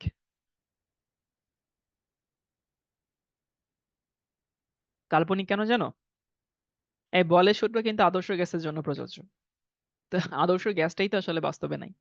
তো আদর্শ গ্যাস যদি বাস্তবে না হয় তাহলে তার জন্য যদি সূত্র পড়তে পারি, এটাও দেওয়া যায়। বাট আমি আমি নর্মালি দেওয়া পছন্দ করি না আর কি, বুঝছো? থাকে না জাস্ট ওয়ান ম্যানস অপিনিয়ন। এখন প্রশ্ন আসতে পারে, ভাই তিনটা গ্রাফ কেন নিচ্ছেন? আমি তিনটা ভিন্ন তাপমাত্রার জন্য নিচ্ছি। ধরো এটা হচ্ছে টি1 তাপমাত্রা, অন্য একটা রং নেই। টি1 তাপমাত্রা, টি2 তাপমাত্রা, টি3 তাপমাত্রা। আসলে এটা তিনটা ভিন্ন গ্রাফ। তিনটা ভিন্ন গ্রাফকে আমি একসঙ্গে দেখাইছি, কারণ এখান থেকে পরীক্ষায় একটা প্রশ্ন আসে। এবং প্রশ্ন আসতে পারে, ভাই আপনি বলেন তাপমাত্রা কনস্ট্যান্ট, তাহলে আবার তিনটা তাপমাত্রা কেন নিচ্ছেন? তাপমাত্রা কনস্ট্যান্ট বলতে আমি বুঝাইছি, দেখো এইখানকার সব তাপমাত্রা হইতেছে টি1, মানে এইখানকার তাপমাত্রা টি1 এর থেকে পরিবর্তন হবে না। এখানকার সব তাপমাত্রা টি1। এইখানকার সব তাপমাত্রা হচ্ছে টি2। এইখানকার সব তাপমাত্রা হচ্ছে টি3। তো তোমাদেরকে বলছিলাম না, ঘটনার মাঝখানে তাপমাত্রা স্থির। পরীক্ষায় প্রশ্ন আসে যে এই যে আমি যে তিনটা তাপমাত্রায় পরীক্ষাটা করলাম বা তিনটা তাপমাত্রায় গ্রাফ আঁকলাম, এর মধ্যে কোনটা বড়? টি1 বড়, না টি2 বড়, না টি3 বড়? তো তোমাদেরকে একটা শর্টকাট টেকনিক বলে দিচ্ছি। তুমি করবা কি, এরকম লম্বা একটা রেখা টানবা। কি করবো ভাইয়া? একটা লম্বা রেখা টানবা। এটা এমনি টানলেও হয়, বাট আমি যেমনি শেখাচ্ছি এমনি শিখো। তো আমি লম্বা একটা রেখা টানলাম, ধরো এই হচ্ছে আমাদের সেই লম্বা রেখা। এই যে লম্বা রেখা টানলাম। এখন দেখো এই লম্বা রেখাটা আমাদের তিনটা বিন্দুতে ছেদ করে, সরলরেখা তিনটাকে। এই যে যে তিনটা বিন্দুতে ছেদ করে সেই তিনটা বিন্দুতে দেখো ভাইয়া, আমি পি ইনভার্স মানে পি কে কনস্ট্যান্ট করে দিছি জোরপূর্বক। কি বলছি? আমি লম্বা রেখা টানাইছি, সেই রেখায় পি কে স্থির করে দিছি। এখন আমাকে সম্পর্ক স্থাপন করতে হবে ভি এর সাথে টি এর। তার কারণ কি, আমার এখানে ভি ভ্যারিয়েবল আর টি ভ্যারিয়েবল, কারণ তিনটা টি আছে। এবং তুমি বই পড়তে হবে না, আমি সবাইকে বলবো বাস্তব নলেজ অ্যাপ্লাই করো। তোমার একটা বাস্তব নলেজ আছে না, যে টি বড় হলে তো ভি বড় হয়, গ্যাসের উপরে তাপমাত্রা বাড়ালে তো গ্যাস বেশি জায়গা নিয়ে দখল করে। তাহলে তাপমাত্রা বাড়ালে গ্যাসের আয়তন বাড়ে। তার মানে আমি বলতে পারি ভি বড় হলে টিও বড় হয়। এখন দেখো এইখানকার ভি সব থেকে বড়, এইখানকার ভি যদি সব থেকে বড় হয় তাহলে এইখানকার টিও সব থেকে বড় হবে। তার মানে টি1 এখানে সব থেকে বড়। এবং দেখো এখানে ভি সব থেকে ছোট, কারণ সবার নিচে আছে। তাহলে এইখানকার টি3 সব থেকে ছোট হবে। সো এই হচ্ছে আমাদের সম্পর্ক। আমি জানি এগুলো ফিজিক্সেও পড়ছো। সেকেন্ড গ্রাফ যদি এমন হয়, আমি এখানে নিলাম হচ্ছে পি আর এখানে নিলাম হচ্ছে ভি। পি নিলাম, ভি নিলাম, এবং আমাদের ইকুয়েশন কি এখানটাতে? আমরা জানি পিভি সমান হচ্ছে কে। তার মানে কি দাঁড়ায়? এক্স ওয়াই সমান হচ্ছে ধ্রুবক। এই হচ্ছে আমাদের সমীকরণ। সো এক্স ওয়াই সমান যদি কনস্ট্যান্ট থাকে, সবাই জানো এটা আয়তাকার অধিবৃত্ত। কোনিক্স যদি পড়ে এসে থাকো তাহলে সে ভালো মতো বুঝতে পারবে। আয়তাকার অধিবৃত্ত মানে দেখতে অনেকটা এরকম হয়। এখানেও ধরো আমি তিনটা ভিন্ন তাপমাত্রার জন্য তিনটা পরীক্ষা করছি, তারপরে গ্রাফ আঁকছি। এটা হচ্ছে T1 এর জন্য, T2 এর জন্য, এটা T3 এর জন্য। রেখা তিনটা কেন জানি আকস্মিকভাবে একটু অতিরিক্ত সুন্দর হয়ে গেছে। এত সুন্দর কখনো হয় না প্রথমবার। দেখা যায় মুছে দুইবার রাখতে হয়, বাট সুন্দর হয়েছে আর কি। এবং এই রেখার একটা মজার ব্যাপার আছে। এই রেখার মজার ব্যাপার হচ্ছে, ধরো তুমি একটা পয়েন্ট এখানে একটা নিলা আর এখানে একটা পয়েন্ট নিলা। সো এই রেখার তুমি যদি হচ্ছে এখানে একটা ক্ষেত্রফল বানাও, আবার তুমি যদি এইখানে একটা আরেকটা ক্ষেত্রফল বানাও, এই দুটোর ক্ষেত্রফল কি হবে? কি মনে হয়? সবাই কি বুঝতে পারি দুটো ক্ষেত্রফল সেম হবে? কারণ হচ্ছে আমি জানি একটা রেখার জন্য বা একটা কেসের জন্য পিভি এর গুণফলটা সেম হয়। তো এই ক্ষেত্রফলও পিভি, এই ক্ষেত্রফলও পিভি, এটা দুটোই অবশ্যই সেম হবে। তুমি যে বিন্দু নাও না কেন, যে কোনো জায়গায় ক্ষেত্রফলটা সবসময় কি হবে? সমান হবে। এবার আমার প্রশ্ন হচ্ছে, এইখানকার কোন তাপমাত্রাটা বড়? আগের মতো তুমি একটা লম্বা রেখা টানো, এই যে লম্বা রেখা টানলাম। দেখো ভাই, লম্বা রেখার এই তিনটা ইন্টারসেক্ট পয়েন্ট হচ্ছে আমার এখন লক্ষ্যবিন্দু। এবং সেখানে আমি দেখলাম পি এর সাথে টি এর সম্পর্ক। ভাই পি বড় হলে টি বড় হয়, বা টি বড় হলে পি বড় হয়, বাস্তব নলেজ, নট বইয়ের নলেজ। তাহলে টি যদি বড় হয় পিও বড় হবে, পি যদি বড় হয় টিও বড় হবে। এখন দেখো এইটা সবার উপরে আছে, এখানকার চাপ বেশি, তাহলে এখানকার তাপমাত্রাও বেশি। সো বুঝতে পারি এটাও আসলে T1, T2, তারপর হচ্ছে T3। একদম ইজি পিজি। এরপরে আসে হচ্ছে এইটা, যদি আমি এখানে পিভি নেই আর আমি এখানে হচ্ছে পি নেই। So, আমরা অবশ্যই জানি পি যতই পরিবর্তন করব না কেন পিভি কখনোই পরিবর্তন হয় না। সো এই হচ্ছে আমাদের পিভি। এবং বুঝো কিনা যে এইটা আসলে আমাদের কি মিন করে? কে মিন করে।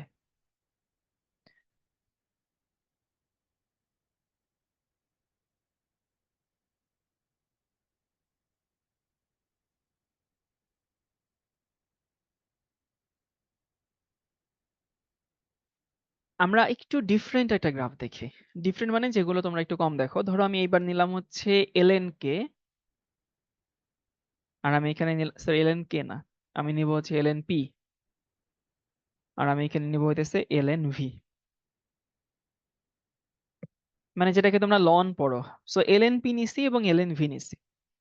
আমি একটু বলছি যে আবারও বলতেছি, আমি এখানে একটু ফাস্ট আগাচ্ছি। নর্মালি আমি যেরকম আগাই তার থেকে একটু ফাস্ট, কারণ আমি বিশ্বাস করি ভাই, এই যে যে তিন বস্তু দেখাইলাম, এই তিনটা বস্তু তোমাদের কারোর কাছে নতুন না। ফিজিক্সে অবশ্যই সবাই পড়ে আসছে। সো এলএনপি এবং এলএনভি নিছি। সো নর্মালি কি হয়? পিভি সমান আমি কে জানি। তো তুমি এলএনপি নাও, গুণ আছে যেহেতু যোগ হবে, এলএনভি সমান কি দাঁড়ায়? এলএন কে দাঁড়ায়।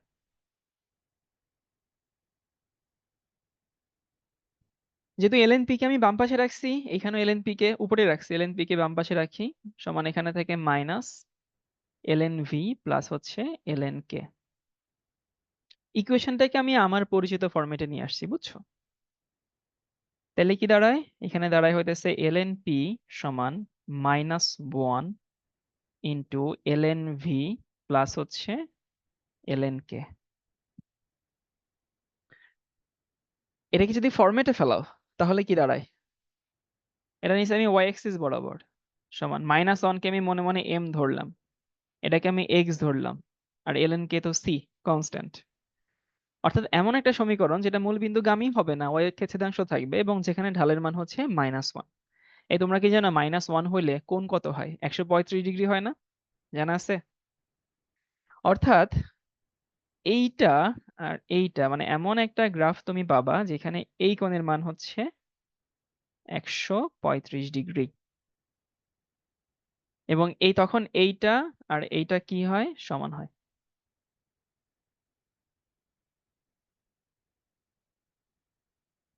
ম্যাথমেটিক্স এর মধ্যে আমার সব থেকে ভালো লাগতো সরল রেখা আর হচ্ছে বৃত্ত। মানে আমি পার্সোনালি খুব পছন্দ করতাম সরল রেখা, বিশেষ করে। মানে আমি জানি না কার কি মতামত, এক একজনের অন্যরকম মতামত থাকতে পারে, কিন্তু ম্যাথের পুরো সব জিনিসের মধ্যে ইভেন আমার ম্যাট্রিক্স নির্ণায়কের চেয়েও সরলরেখা বেশি ভালো লাগতো। আমার কাছে মনে হইতো যে আমি কি করছি, কি হতে পারে, এটা হয়তো হচ্ছে আমি বুঝতে পারছি। ইন্টিগ্রেশন ডিফারেন্সিয়েশনও ভালো লাগতো, কিন্তু স্ট্রেট লাইন আমার সব থেকে প্রিয় টপিক ছিল ম্যাথের মধ্যে। না, আমি খুব ফিল করে করে করতাম, বা আমি বুঝে করতাম আর কি। জটিল সংখ্যা এত মজার জিনিস, কি বলে ভাই! জটিল সংখ্যা এত মজার, মানে জটিল সংখ্যা ইজি, ত্রিকোণমিতির মতো ভয়ঙ্কর না, কিন্তু এত মজার না, আমার কাছে তো মজা লাগতো না। আমার কাছে সরলরেখা বেশি ভালো লাগতো, সরলরেখা, বৃত্ত, কোনিক্স, জ্যামিতির অংশটুকু ভালো লাগতো। ওকে, তাহলে আশা করি সবাই হচ্ছে এই অংশটুকু বুঝতে পারছি। সংক্ষেপে বলি, P1 V1 সমান P2 V2, এই হচ্ছে আমাদের কাহিনী। তারপরে হচ্ছে আমি দেখলাম যে আহ হিসাব নিকাশ করে এবং আমরা কিছু ম্যাথ সলভ করব। স্ট্রেট লাইন অনেক ইজিলি ফিল করা যায়। আমি ত্রিকোণমিতি কোনোভাবেই ফিল করতে পারতাম না, কোনোভাবেই না। ত্রিকোণমিতি ভাল লাগে নাবিল ভাই? কেমনে ভাল লাগে, আমি এটা একটু বুঝাও আমারে। এক একটা অঙ্কন মুখস্থ করতে হয়, নিয়ম, প্রতিটা অঙ্কন নিয়ম মুখস্থ করতে হয়। আমি একটু পানি খেয়ে আসি।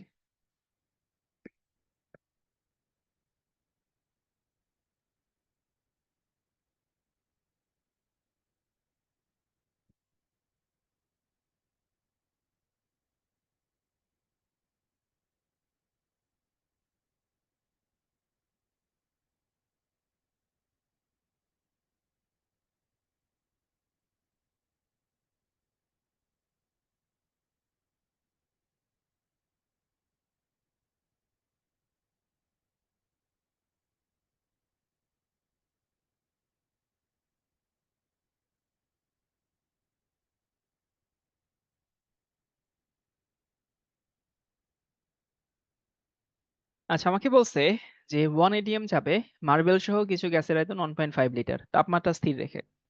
আমার প্রশ্ন হচ্ছে কাচ্চা বাচ্চারা, যে এই যে আমাদের যে তাপমাত্রা স্থির রেখে, মানে আমি বলতে চাচ্ছি যে আমি এতক্ষণ ধরে বয়লের সূত্র পড়াইছি, তারপরে একটা ম্যাথ দিচ্ছি, সেটা কমন সেন্স, বয়লের সূত্রের ম্যাথই হবে। পরীক্ষায় আসলে তুমি কি দেখে বুঝতে এটা বয়লের সূত্রের অঙ্ক? কি দেখে বুঝতাম, বুঝতে পারছো সবাই? এই যে এখানে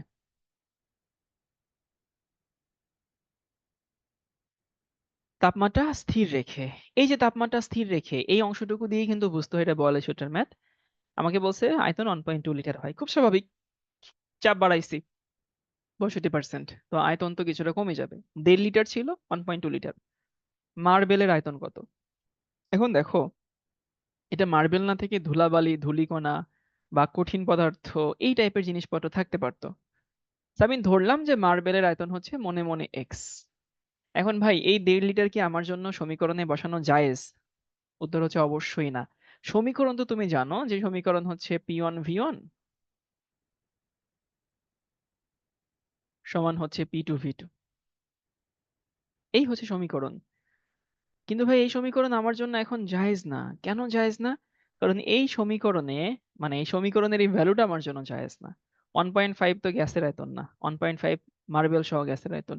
সো P1 দেওয়া আছে 1, ইন্টু V1 হচ্ছে আমাদের 1.5 মাইনাস এক্স। এক লাইনে লিখলে বুঝো কিনা দেখো, 1.65 লিখে দিলাম। 65% বাড়ানো হচ্ছে, তাহলে আগে তো 1 ছিল, 1.65 হইলো এখন। আর এখানে কত হবে? 1.2 মাইনাস এক্স। এবার এখান থেকে তুমি এক্স এর যে মান পাবা, সেটাই হচ্ছে আমাদের কার আয়তন হবে? মার্বেলের আয়তন হবে। আমি আনসারটা বলে দিই দেখি। 0.74। খুবই ইজি ম্যাথ।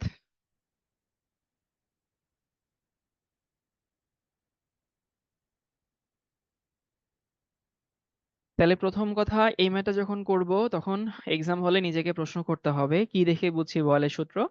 তারপরে নিজেকে প্রশ্ন করতে হবে, যেখানে তো গ্যাস বলে নাই, আমাকে মার্বেল সহ বলছে। সো মার্বেলের আয়তন হচ্ছে আমাদের দরকার নেই, ওটা মাইনাস করে তারপরে ম্যাথটা তুলে নিলাম, ঠিক আছে?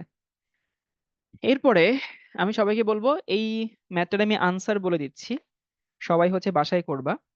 কারণ সব ম্যাথ একই জিনিস, এখানে মার্বেল আছে, এখানে মার্বেল আছে, ওই মার্বেল দিয়েই প্রশ্ন। তো আমি হচ্ছে এখানে আনসারটা বলে দিই, তাহলে সবার জন্য হচ্ছে সুবিধা হবে বাসায় করে নেওয়ার জন্য।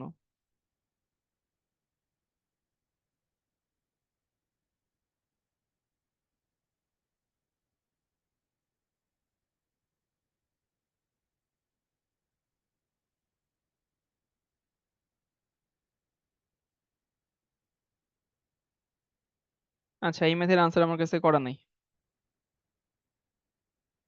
ওকে, যাই হোক, এটা হচ্ছে হোমওয়ার্ক, একই ম্যাথ, একদম সেম জিনিস, শুধু ওটা হচ্ছে বাংলায় লেখা ছিল আর এটা হচ্ছে ছবি দিয়ে দেখানো আছে। এটা সবাই স্লাইড দেখে একটু তুলে নিও, এরপরে দেখি এই ম্যাথটা আমরা করি। সবাই এই ম্যাথটা তুলে নাও, একটুখানি জায়গা ফাঁকা রেখে চলে যাও।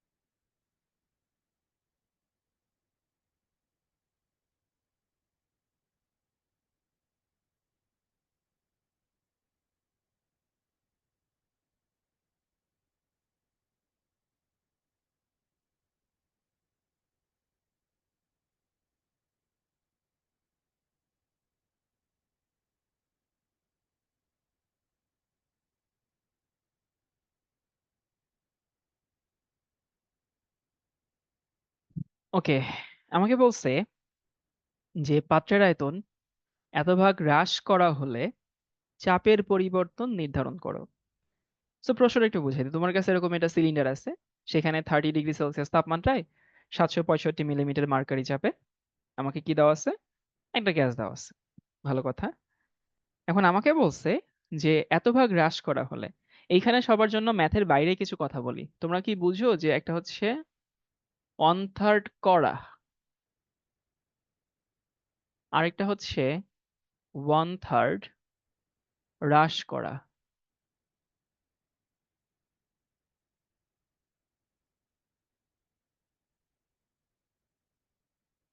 এটা এক কথা না?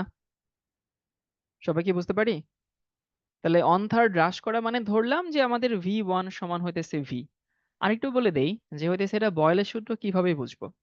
তাপমাত্রা 30 ডিগ্রি ছিল, তাপমাত্রা 30 ডিগ্রি মানে তাপমাত্রা আগেও 30 ডিগ্রি ছিল, তাপমাত্রা এখনো 30 ডিগ্রি আছে। তো তাপমাত্রা পরিবর্তন হয়নি, তাপমাত্রা নিয়ে আমাকে কিছু বলেও নাই, ওইটা দেখে আমি বুঝতে পারছি এটা বয়েলের সূত্র। আর ফর্মুলা হচ্ছে কি, ফর্মুলা হচ্ছে P1 V1 সমান হচ্ছে আমাদের P2 V2। এখন এখানে কথা হচ্ছে, আমি কি ধরলাম V1 সমান হচ্ছে আমাদের V1 সমান V ধরলাম। এখন V2 সমান কত হবে? এইখানটাতে অনেকেই ভুল করে, অনেকে মনে করে V2 সমান হতেছে V/3। তুমি যখনই এটা লিখছো ভাই, তখনই কিন্তু তুমি ওই যে স্যাররা তোমাকে যে ট্র্যাপ দিয়ে দিছে, তুমি সেই ট্র্যাপে পা দিয়ে ফেলছো। সো হ্রাস করা হয়েছে, তার মানে কি V1 সমান V2 সমান V এর মানে V - V/3। সো আলটিমেটলি হ্যাঁ, অলরেডি অনেকে বুঝে গেছে, এখানে 2/3 ইন্টু ভি হবে। এইটুকু যদি না বুঝো, বাকি এই অঙ্কে সবকিছু সহজ, খালি পাজলটা আসলে এখানে দেওয়া আছে। তাহলে এখানে কি থাকে, P1 এর মান কত, 765, ইন্টু V1 মানে তো ভি ধরলাম, P2 আমরা বের করব, আর V2 সমান হইতেছে এখানে 2/3 ইন্টু হচ্ছে ভি। সো এইখানকার ভি আর এখানকার ভি কাটাকাটি যায়, P2 সমান থাকে হচ্ছে, আমার কাছে এখানে করা আছে 1147.5 এত মিলিমিটার মার্কারি। এই খবরদার কেউ আবেগ আপ্লুত হয়ে যাবে না যে ভাই আনসার তো বের হয়ে গেছে। আমাকে কি চাইছে, চাপের পরিবর্তন নির্ধারণ করো। চাপের পরিবর্তন মানে হচ্ছে ডেল পি বের করতে বলছে। তো যদি আমি ডেল্টা পি বের করি, তাহলে কি দাঁড়ায়, ডেল্টা পি সমান, এখানে দিয়েছে 1147.5 মাইনাস 765। এখানে ডেল পি সমান থাকে হচ্ছে 382.5 এত মিলিমিটার মার্কারি। এই হচ্ছে আমার আনসার। একদম সহজ প্রশ্ন। তাহলে এই অঙ্কটাকে যদি আমি সংক্ষেপে রিভিউ করতে চাই, তাহলে সংক্ষেপে রিভিউ করতে হয় জাস্ট একটা পয়েন্ট। সেটা হচ্ছে গ্যাসের আয়তন 1/3 করা আর গ্যাসের আয়তন 1/3 হ্রাস করা। এই দুটো ভিন্ন জিনিস। আর যেহেতু তাপমাত্রা নিয়ে কিছু বলে নাই, তাপমাত্রা সেম আছে ধরে নিয়ে তারপর বয়লের সূত্র অ্যাপ্লাই করব। সো তুমি যদি V1 আর V2 এই দুটো বের করতে পারো, এই অঙ্ক নিয়ে তুমি কোথাও আটকাবা না, বা এই অঙ্ক নিয়ে আটকানোর মতো আসলে কোনো পয়েন্টও কোথাও নেই। একদম সহজ অঙ্ক। আমরা নেক্সট ম্যাথে যাই। এই ম্যাথটা একটু তুলে নাও সবাই। কঠিন ম্যাথ করান ভাইয়া। কঠিন তো ম্যাথ নাই, কঠিন ম্যাথ কিভাবে করাবো? যদিও কিছু একটা আছে সামনে, বাট ফিজিক্সে করে আসার পর আর কঠিন লাগার কথা না কারো কাছে।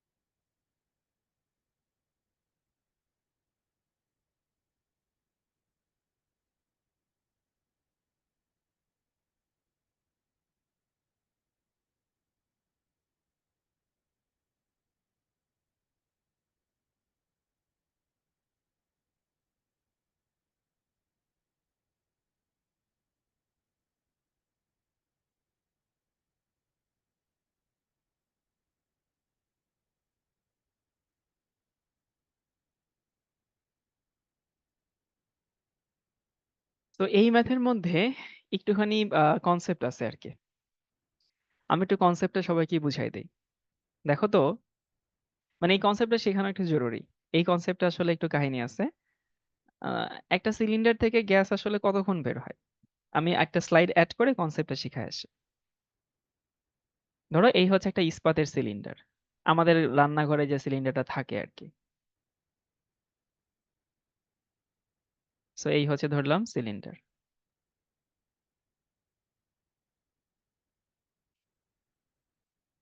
তো সিলিন্ডার হচ্ছে গ্যাস বের হচ্ছে, সিলিন্ডার থেকে কেন গ্যাস বের হচ্ছে? কারণ ভেতরে গ্যাসের ডেনসিটি বেশি বা চাপ বেশি আর কি, ডেনসিটি তো না, চাপ বেশি। তো ভেতরে গ্যাসের চাপ বেশি, বাইরে গ্যাসের চাপ কম। তো এই সিলিন্ডার বোঝানোর আগে তোমাদেরকে একটু বাস্তব জীবনে বোঝাই। কেউ কি ব্যাংকিং করছো?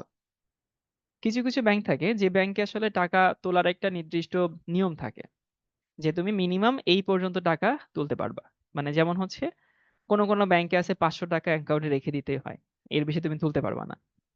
যেমন ব্র্যাক ব্যাংক একটু হচ্ছে ধনী টাইপের ব্যাংক, ব্র্যাক ব্যাংকে তুমি যদি হচ্ছে টাকা রাখো, তাহলে অ্যাকাউন্ট মেনটেন করার জন্য 50,000 টাকা মিনিমাম তোমাকে রাখতেই হবে।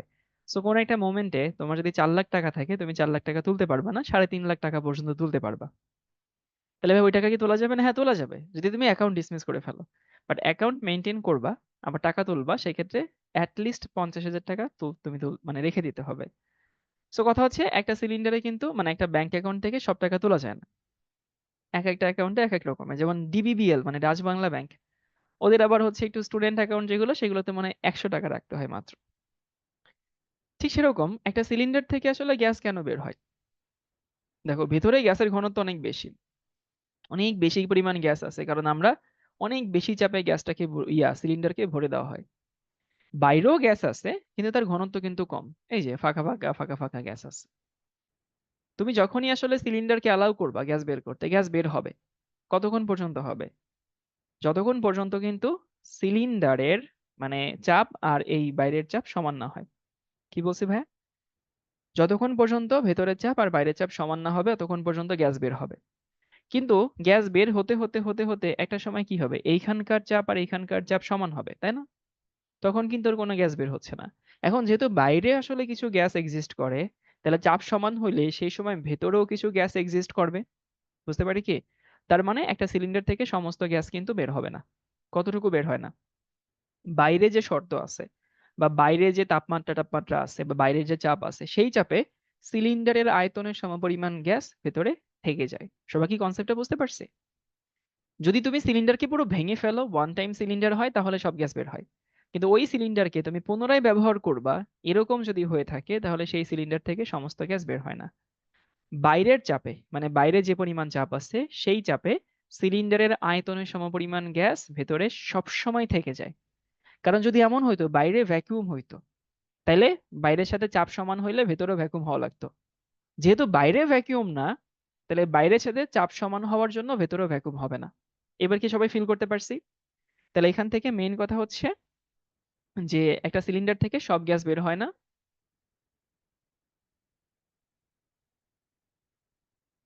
একটি সিলিন্ডার থেকে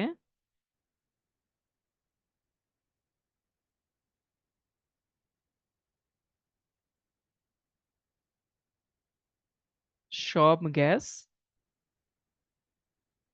বের হয় না। ওকে।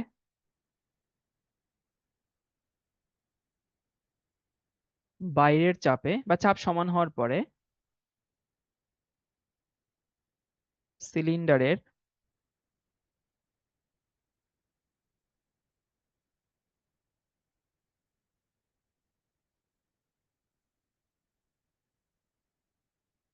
আয়তন সমান গ্যাস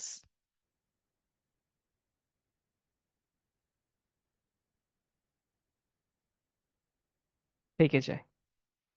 এই হচ্ছে আমাদের এখানকার থেকে মেইন কনসেপ্ট। কি লিখলাম ভাইয়া? একটা সিলিন্ডার থেকে সব গ্যাস বের হয় না, বাইরের চাপে সিলিন্ডারের আয়তনের সমান গ্যাস ভেতরে থেকে যায়, মানে ওই গ্যাসটুকু তোমাকে সবসময় হইতেছে মিনিমাইজ করে তারপর হিসাব নিকাশ করতে হবে। এখন আসি এই ম্যাথে কি বলছে। ম্যাথে বলছে এই তাপমাত্রায় একটি সিলিন্ডারে 10 এটিএম যাবে 50 লিটার হাইড্রোজেন গ্যাস আছে। এই গ্যাসের কিন্তু কোনো আয়তন হয় না, তাহলে এই 50 লিটার কার আয়তন?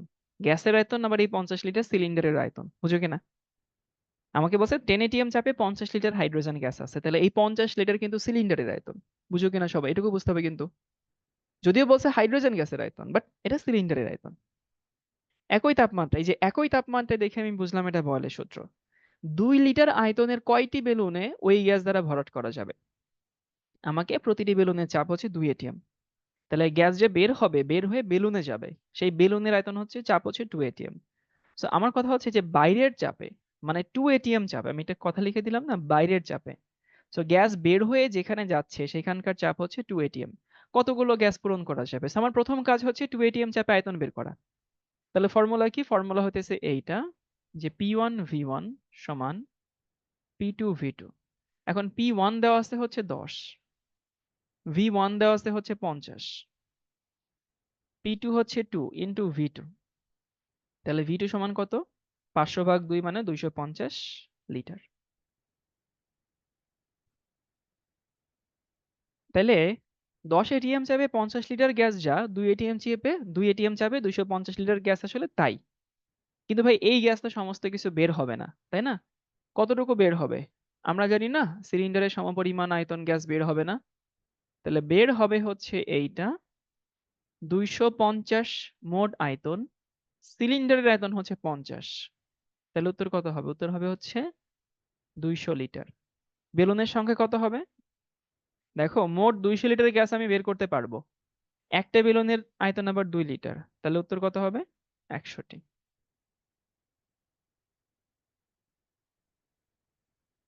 কোনো কোনো বইতে এখানে 125 আনসার দেওয়া, মাইনাস করে নাই আর কি। এখন ওইটা আসলে স্যাররা অনেক সময় ওটা একসেপ্ট করে, বাট এটা বেশি অ্যাকুরেট আর কি। তাহলে ভাই এখানকার মেইন কনসেপ্টটা যদি সংক্ষেপে রিভিউ করে দিই, মেইন কনসেপ্ট হচ্ছে এরকম। আমাকে যদি বলা হয় যে গ্যাস থেকে কয়টা বেলুন ফুলানো যাবে বা কতদিন রান্না করা যাবে, এই টাইপের প্রশ্ন থাকতে পারে ভাই। বেলুন ফুলানো যাবে, রান্না করা যাবে, একই জিনিস। তো আমাকে বাইরের যে চাপটা বা গ্যাসটা বের হয়ে যেখানে যাবে সেই চাপে আয়তন বের করতে হবে, তারপরে হচ্ছে আমাকে ভাগ করতে হবে। কিন্তু মনে রাখতে হবে একটা সিলিন্ডার থেকে সমস্ত গ্যাস বের হয় না, বাইরের যে চাপে সেই চাপে যে আয়তন হয় তার গ্যাসের সিলিন্ডারের সমপরিমাণ আয়তন ভেতরে থেকে যায়। ঠিক আছে, আমরা ছোট একটা ব্রেক নিব 10 মিনিটের, তারপরে আবার ফেরত আসছি।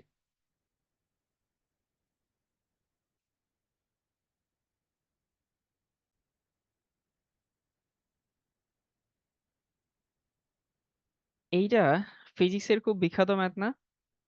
ইভেন আমি যতদূর জানি যে সবার কাছে ফিজিক্সে পড়া এই ম্যাথের একটা শর্টকাটও আছে।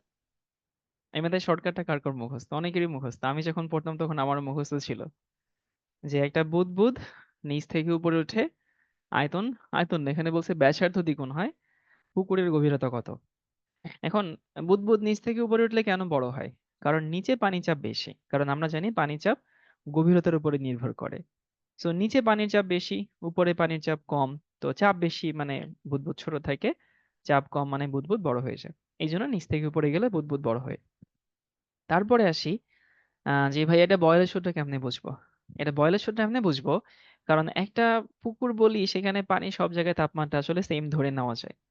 যদিও আসলে অঙ্কের খাতিরে ধরে নিই, বাট বাস্তবে এটার সাথে আমি একমত না।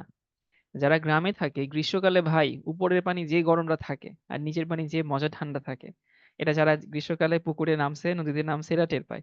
কিন্তু ঠিক আছে, ম্যাথের সুবিধার জন্য বা ম্যাথ করার খাতিরে আমরা ধরে নেই যে একটা পুকুরের তাপমাত্রা তো আসলে সমানই থাকে সবখানে। এখন একটা বুদবুদ নিচ থেকে উপরে উঠলে ব্যাসার্ধ দ্বিগুণ হয়, তো ধরলাম এই হচ্ছে নিচে ছিল।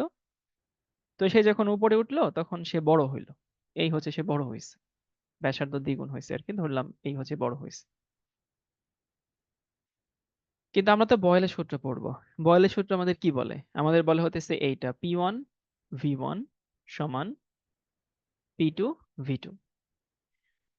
এখন যেহেতু আমাকে ব্যাসার্ধ দেওয়া আছে আর বুদবুদ তো একটা গোলক, তো গোলকের ক্ষেত্রে আমরা অবশ্যই ফর্মুলা জানি যে হইতেছে ভি সমান হচ্ছে আয়তনের ক্ষেত্রে 4/3। এই ফর্মুলা তো সবার জানা, ভি সমান হচ্ছে 4/3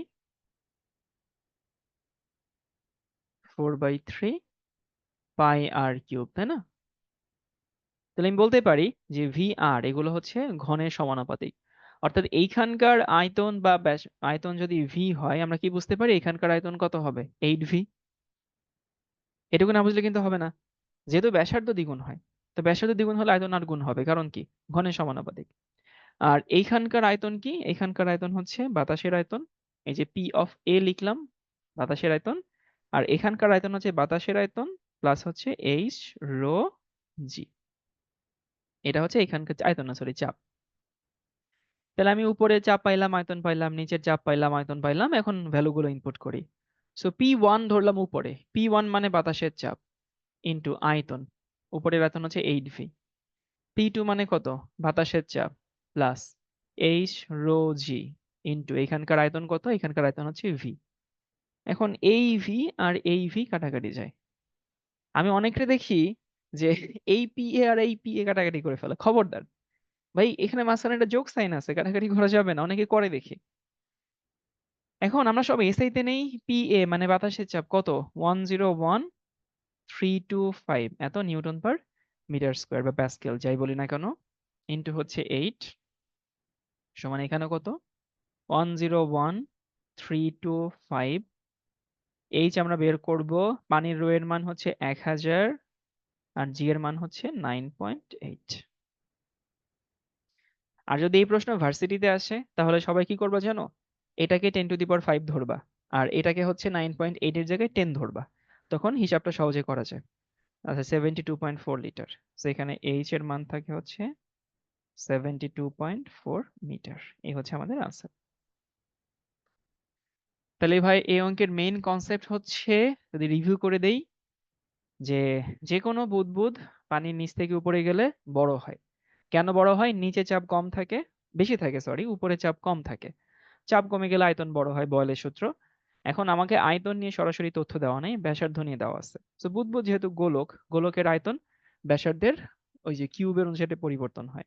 সো আয়তন 8 গুণ হবে যদি ব্যাসার্ধ দ্বিগুণ হয়। আর উপরে চাপ হচ্ছে শুধু বাতাসের চাপ, আর নিচে বাতাসের চাপ তো থাকেই, তার সঙ্গে পানির চাপটাও যোগ হয়। ওইটা ফরম্যাটে বসাইছে। আবারও বলছি, এই অঙ্ক যদি ভার্সিটিতে আসে যেখানে ক্যালকুলেটর নাই, তখন এখানে এই মানটা না বসায় 10⁵ বসাবা, আর এখানে 9.8 না বসায় 10 বসাবা। দেখবা কাছাকাছি মান চলে আসবে। এই মানটা একটু লিখে নাও অঙ্কটা।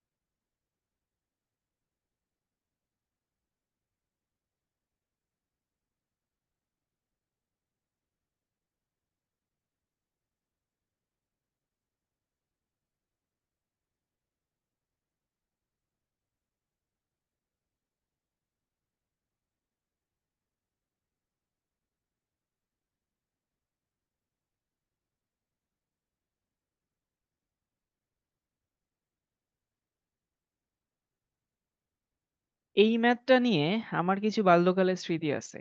আমি ছোটবেলায় থাকতে আমার মাঝে মধ্যে একটা প্রশ্ন নিজের মধ্যে আসতো। সবাই অঙ্ক তুলো আর শোনো আরকি। আমি জানি না তোমাদের মধ্যে আসতো কিনা। এই যে আমি দেখতাম বিভিন্ন অনুষ্ঠানে যে বেলুন ওড়ানো হয়। কত অনুষ্ঠানেই তো ওড়ানো হয়। আমাদের স্কুলের অনুষ্ঠানেই ওড়ানো হইতো। তা আমি চিন্তা করতাম যে ভাই এই বেলুনগুলো কোথায় যায়? কোনোদিন তো একটা বেলুন আমার উঠানে পড়লো না। বা কারো উঠানে পড়ছে এটাও আমি শুনি নাই। তো আমার মাথায় এই প্রশ্ন প্রায়ই আসতো যে এই বেলুনগুলো যে যায় তো কোথায় যায়? এবং কখনোই আসলে এখান থেকে ভালো আনসার পাইতাম না যে বেলুনটা আসলে কই যায়। সো আজকে তোমাদেরকে আনসার দিচ্ছি। তার আগে কিছু বেসিক কথা বলি। সেই বেসিক কথা হচ্ছে, আমাকে প্রথমত বলো তো, একটা বেলুনের ভেতরে চাপ বেশি থাকে না বাইরে চাপ বেশি থাকে? হুম? তারপরে আনসার দিচ্ছি ওটার। ধরো এই হচ্ছে একটা বেলুন। যদি কারো মনে হয়ে থাকে বেলুনের ভেতরে চাপ বেশি থাকে, তার আনসার ভুল।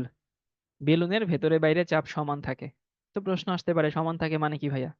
সমান থাকে মানে আমি বুঝাচ্ছি, দেখো একটা বেলুন তুমি যখন ফোলাও তখন বাইরে থেকে তার উপরে একটা বল কাজ করে, সেটা হচ্ছে বাতাসের চাপ। যেটা তোমার উপরেও আছে, আমার উপরেও আছে, সবার উপরে আছে। সো বাতাস বেলুনকে বাইরে থেকে চাপ দেয়। এটা তো দিবেই, বাতাস সবাইকে চাপ দেয়। আবার বাইরে থেকে ভেতরের দিকে আরেকটা বল কাজ করে, সেটা হচ্ছে দেখো বেলুন তো রাবারের তৈরি। তো তোমরা স্থিতিস্থাপক পড়ে আসছো ফিজিক্সে, বা না পড়ে থাকলেও সমস্যা নেই, বুঝোই তো যে রাবারকে তুমি ফুলাইছো। তো ওটার আবার চুপসে যাওয়ার হইতেছে একটা ফোর্স থাকে, যেটা আমরা স্থিতিস্থাপক বল বলি। এই রাবারের মানে বেলুন যে রাবার দিয়ে তৈরি, সেই রাবারের একটা স্থিতিস্থাপক বলও আছে, এটাও ভেতরের দিকে কাজ করে। মানে এই দুইটা ফোর্স একত্রে বেলুনকে চুপসে ফেলতে চায়। বুঝছো? কিন্তু বেলুন চুপসে না কেন? কারণ বেলুনের ভেতরে যে গ্যাস আছে সে তো বাইরের দিকে ছুটে যেতে চায়। সেই গ্যাসটা আবার বেশ ঘন গ্যাস। সো বেলুনের ভেতর থেকে বাইরের দিকে একটা ফোর্স কাজ করে, সেটা হচ্ছে গ্যাসের চাপ। এবং অবশ্যই এটার লব্ধি বা এটার যে রেজাল্টেন্ট সেগুলো সমান বা জিরো। মানে ভেতর থেকে বাইরে যে বলে চাপ দেয় সেইটা, আর বাইরে থেকে ভেতরে যে বলে চাপ দেয় সেটা সমান। তাহলে সোজা কথা মনে রাখবা, ভেতরে মানে একটা বেলুনের ভেতরে বাইরে চাপ সবসময় সমান থাকে। মানে মোট যোগফল টোগফল সব সমান থাকে। কারো যদি ধারণা থেকে থাকে যে ভেতরে চাপ বেশি, সেটা আজকে থেকে ভুলে যাও। এখন দেখো, একটা বেলুনকে যখন হচ্ছে আমি নিচে রাখলাম, তো সে আস্তে আস্তে উপরে ওঠে। উপরে উঠলে সে কিন্তু আস্তে আস্তে বড় হয়। কেন বড় হয়? কারণ উপরে বলছিলাম বাতাসের চাপ কমে যায়। উপরে যদি বাতাসের চাপ কমে যায়, তাহলে বেলুনের ভেতরে চাপও কমাইতে হবে। বুঝো, ভেতরে বাইরে চাপ সমান কিন্তু বারবার বলতেছে। তাহলে বাইরে চাপ কমে গেছে, ভেতরে চাপও কমাইতে হবে। চাপ কমাইতে গেলে আয়তন বাড়াইতে হয়, বয়লের সূত্র। আয়তন বাড়াইতে মানে বেলুনকে ফুলতে হয়। এখন বেলুন তোর ইচ্ছা মতো ফুলবে না, একটা সময় তো এই স্থিতিস্থাপক ক্রস করে ফেলবে। যখনই স্থিতিস্থাপকতার সীমা ক্রস করে ফেলে তখনই বেলুনটা ফেটে যায়। তো এই যে আমাদের যে কমপ্লেইন ছিল বা একটা কিউরিওসিটি ছিল, এত বেলুন ওড়ানো হয় কই যে আসলে বেলুনগুলো ফেটে যায়। কিছু বেলুনের আবার ঠিক মতো গিঁট দেওয়া থাকে না, সেখান থেকে বাতাস বের হয়ে যায়, সেটা অন্য ইস্যু। কিন্তু যদি বেলুনটা শক্ত করে গিঁট দেওয়া থাকে তাহলে বেলুনটা ফেটে যাবে উপরে উঠলে। সো মেইন কনসেপ্ট হচ্ছে বেলুনের ভেতরে এবং বাইরে চাপ সমান থাকে, আর নিচ থেকে উপরে উঠলে বেলুন ফেটে যায় একটা সময়। আমাদেরকে ওই রিলেটেড একটা ম্যাথ দেওয়া আছে, ম্যাথটা আমি একটু পড়ি। একটা বেলুনকে এত এটিএম চাপে এত মিলিলিটার হাইড্রোজেন গ্যাস ভর্তি করে সমুদ্রপৃষ্ঠ হতে ছেড়ে দেওয়া হলো। তাহলে আমাকে একটা বেলুনের মধ্যে আমি 1 মানে 2.5 এটিএম চাপ ঢুকাইছি, 25 ml হাইড্রোজেন গ্যাস ঢুকাইছি, তারপরে ছেড়ে দিচ্ছি। যে আয়তন, মানে এই যে আয়তনটা 25 ml, বেলুনের সর্বোচ্চ ধারণ ক্ষমতার 7/5 মানে বেলুন যে পরিমাণ আয়তন নিতে পারতো বা যে পরিমাণ আয়তনে গেলে বেলুন ফাটার উপক্রম হইতো, সেই আয়তনের 7/5 আমাকে বলছে কত উচ্চতায় বেলুনটি ফেটে যাবে। তারপরে প্রতি মিটার উচ্চতার জন্য চাপের তারতম্য দেওয়া আছে। তাহলে দেখো, যদি আমি চাপের পার্থক্য বের করতে পারি তাহলে সেখান থেকে আমি উচ্চতা বের করতে পারবো। তাহলে আমাদের মেইন উদ্দেশ্য কি বের করা? ওই উপরের চাপটা বের করা। উপরের চাপ বের করতে পারলে তারতম্য বের করতে পারবো, তারতম্য বের করতে পারলে উচ্চতা বের করতে পারবো। তো সবাই কি প্ল্যানটা বুঝতে পারছি? যে আমাকে চাপের পরিবর্তনের সাথে উচ্চতার একটা সম্পর্ক দেওয়া আছে। সো ইনিয়ে বিনিয়ে যেভাবেই হোক, যদি আমি চাপের পরিবর্তন বের করতে পারি, আমি উচ্চতা বের করতে পারবো। এখন ধরো, এই যে এইখানে হচ্ছে বেলুন আছে ধরলাম, ছোট একটা বেলুন, সেটা এখানে গিয়ে বড় হয়েছে, মানে ওইখানে গিয়ে হচ্ছে ফেটে যাওয়ার উপক্রম হয়েছে।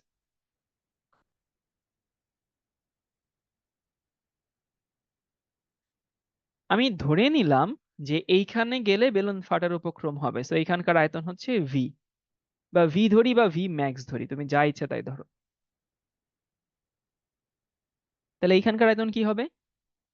ভি ম্যাক্স মানে এখানে যে আয়তন ছিল এর 5/7। তাহলে আলটিমেটলি কি থাকে? 5 ভি ম্যাক্স বাই হচ্ছে 7, এটা থাকে না? দেখবা ভি ম্যাক্স কাটাকাটি যায়। আবার এটা এভাবে না ধরে অন্যভাবে ধরা যেত। তুমি এইখানের আয়তন তো দেওয়া আছে 25, তারপরে ভি ম্যাক্সটা বের করতে, ভাই একই জিনিস হইতো। মানে ওইটাও ভুল হইতো না, এটাও ভুল না। এবং এইখানকার চাপ দেওয়া আছে হচ্ছে 1.75 এটিএম, 1.75 এটিএম দেওয়া আছে। আমি এইখানকার চাপটা বের করতে চাই। ওইখানকার চাপ বের করলেই তো আসলে আমার পার্থক্য বের হয়ে যাবে, তাই না? এবং আমি ধরে নিলাম যে একটা বেলুন ফাটার মাঝখানে তাপমাত্রা স্থির আছে, মানে বয়লের সূত্র। তাপমাত্রা নিয়ে কোনো কথা বলা নাই, মানে বয়লের সূত্র, বুঝছো? তাহলে আমার ইকুয়েশন কি? ইকুয়েশন হতেছে এইটা, যে P1 V1 সমান P2 V2। এখন দেখো P1 দেওয়া আছে 1.75, V1 দেওয়া আছে হচ্ছে 5 Vmax বাই হচ্ছে 7। P2 হচ্ছে আমরা বের করতে চাই, P2 সমান P, আর V2 সমান হইতেছে Vmax। তাহলে এখানে কি হলো? Vmax কাটাকাটি গেল। তাহলে ভাই P সমান কি থাকে? P সমান থাকে হইতেছে এইটা 1.25 এত এটিএম।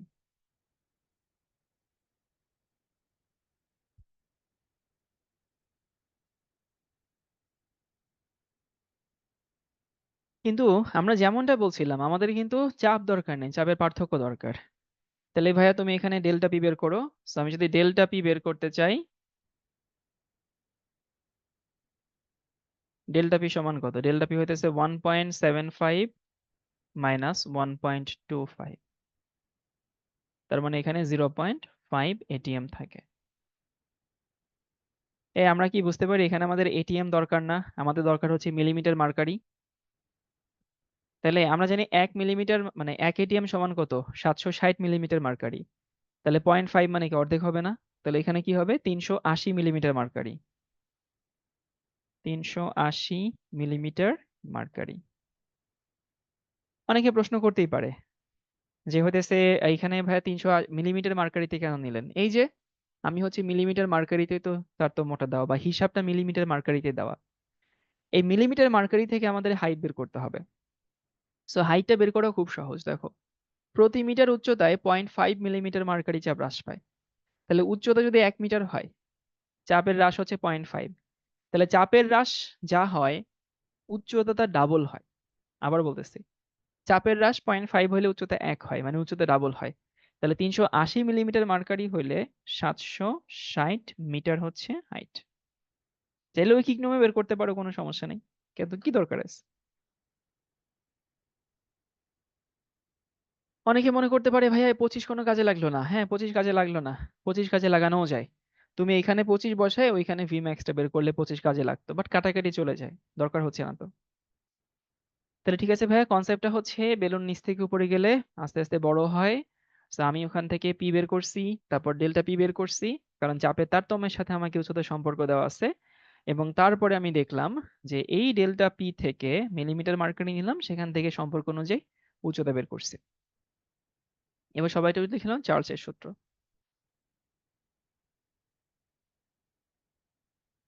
আচ্ছা, ভেতরে বাতাসের চাপ আর বাইরে বাতাসের চাপ সমান হলে বেলুনের স্থিতিস্থাপকতার কারণে ভেতরের বাতাসের উপরে যে চাপ দেয় ওইটা কই গেল? ওই তো, ওইটা মিলায় বাইরের চাপ। ভেতরের বাতাসের চাপটা বেশি তুষ্টি। মানে যদি আমি বাতাসের চাপ বলি বা শুধু গ্যাসীয় পদার্থের চাপ বলি, তাহলে ভেতরেরটা বেশি। কিন্তু একটা বেলুনের ভেতরে বাইরে চাপ সমান থাকে, বাইরে যে পরিমাণ চাপ দেয় বাতাস, মানে বাইরে থেকে ভেতরের দিকে, সেটা খুবই কম। সো ওই কমটাকে বেলুনের ইলাস্টিসিটির জন্য যে চাপটা আসে সেটা মিলাই আসলে বড় মান হয়েছে। তুষ্টি কি বুঝতে পারছে? তুষ্টি প্রশ্ন করছে যে ভাইয়া বেলুনের মানে গ্যাসের ভেতর থেকে বাইরের দিকে চাপ আর বাইরে বায়ুমণ্ডলের চাপ, এই দুটো তো সমান না? এই দুটো সমান না। গ্যাসের চাপ চিন্তা করলে ভেতরের চাপটা বেশি, মানে ভেতর থেকে বাইরের দিকে চাপটা বেশি।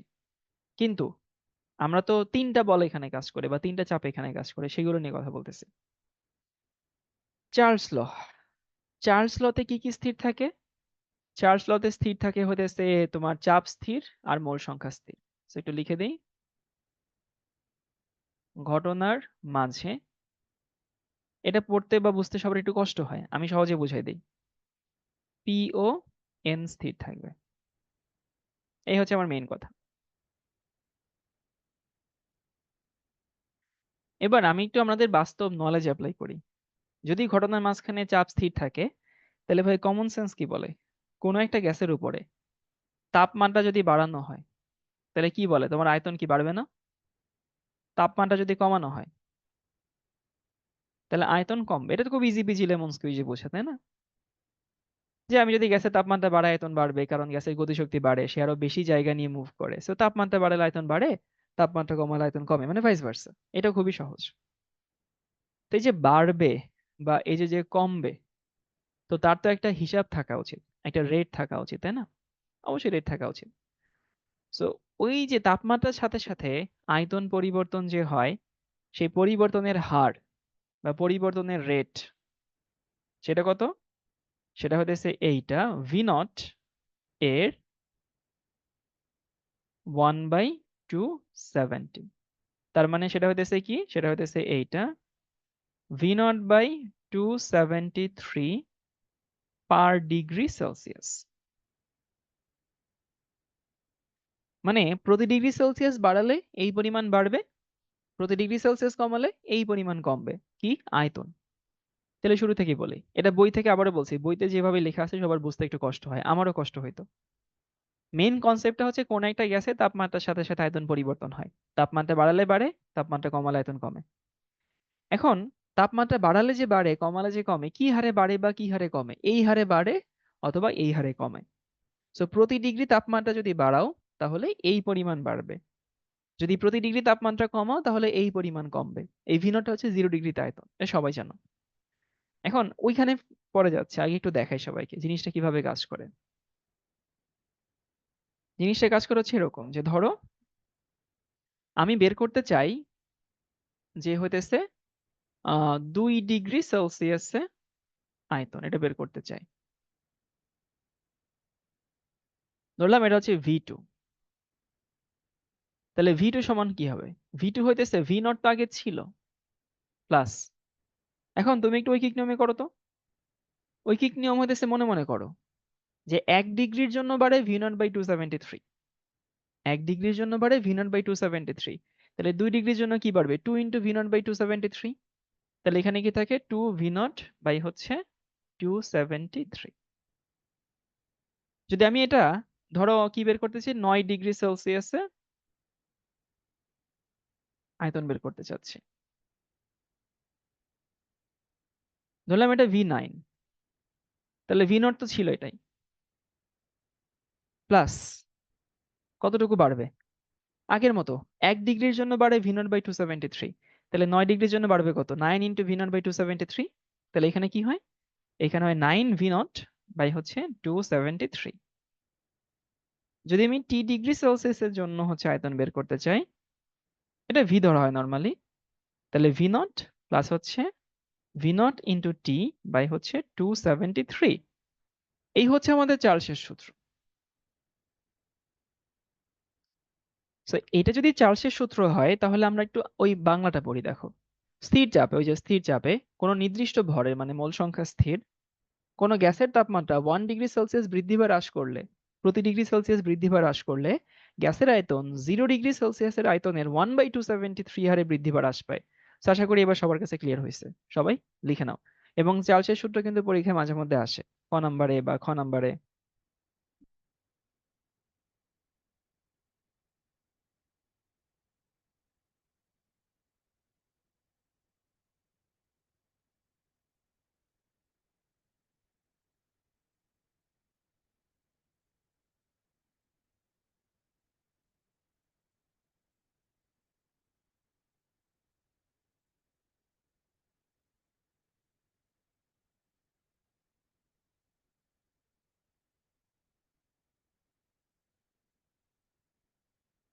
তাহলে আশা করি সবাই বুঝতে পারছো। হ্যাঁ, এটাকে হচ্ছে ইয়া কোএফিসিয়েন্ট বলে, আয়তন কোএফিসিয়েন্ট বলে।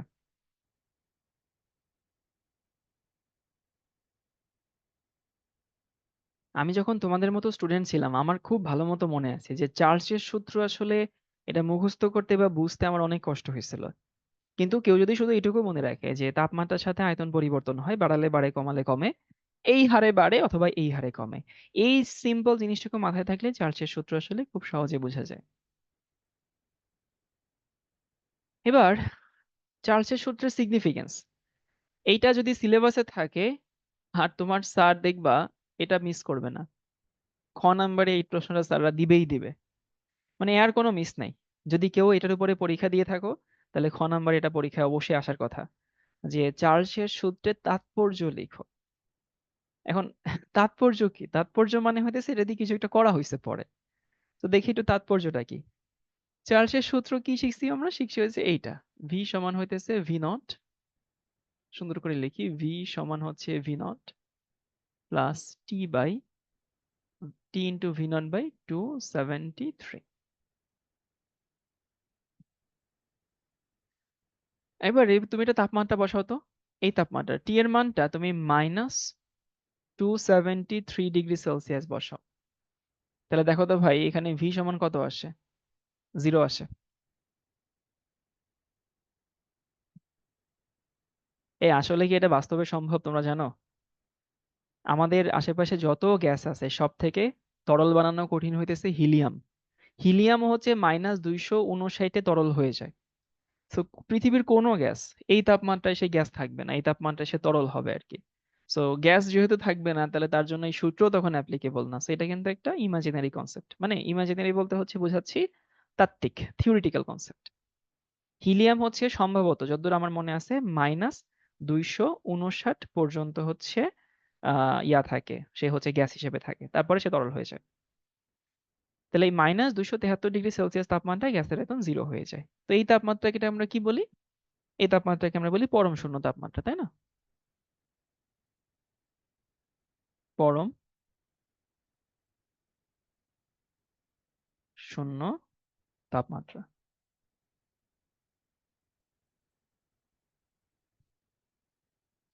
হ্যাঁ, ইংলিশে বলা হয় অ্যাবসোলিউট জিরো টেম্পারেচার। তাহলে আমি একটা তাপমাত্রার মান পাইলাম, যে তাপমাত্রার মানে গ্যাসের আয়তন 0 হয়। এই তাপমাত্রাটাকে 0 ধরে তাপমাত্রার নতুন একটা স্কেল ডিজাইন করছে। কে করছে? কেলভিন করছিল, বুঝছো? নরমালি যখন তুমি কোনো একটা স্কেলিং ডিজাইন করবা তখন একটা নিম্ন স্তরের বিন্দু দরকার হয়। যেমন ডিগ্রি সেলসিয়াসে আমরা নিম্ন স্তরের বিন্দু কোনটা ধরি? যে তাপমাত্রায় পানি বরফ হয়ে যায়, তাই না? সেই পরম শূন্য তাপমাত্রাকে শূন্য ধরে তাপমাত্রার পরম স্কেল বা কেলভিন স্কেল ডিজাইন করা হয়, ওইটাই তাৎপর্য। একটা স্কেল আমি তৈরি করে ফেলছি। তাহলে -273 ডিগ্রি সেলসিয়াসকে শূন্য ধরে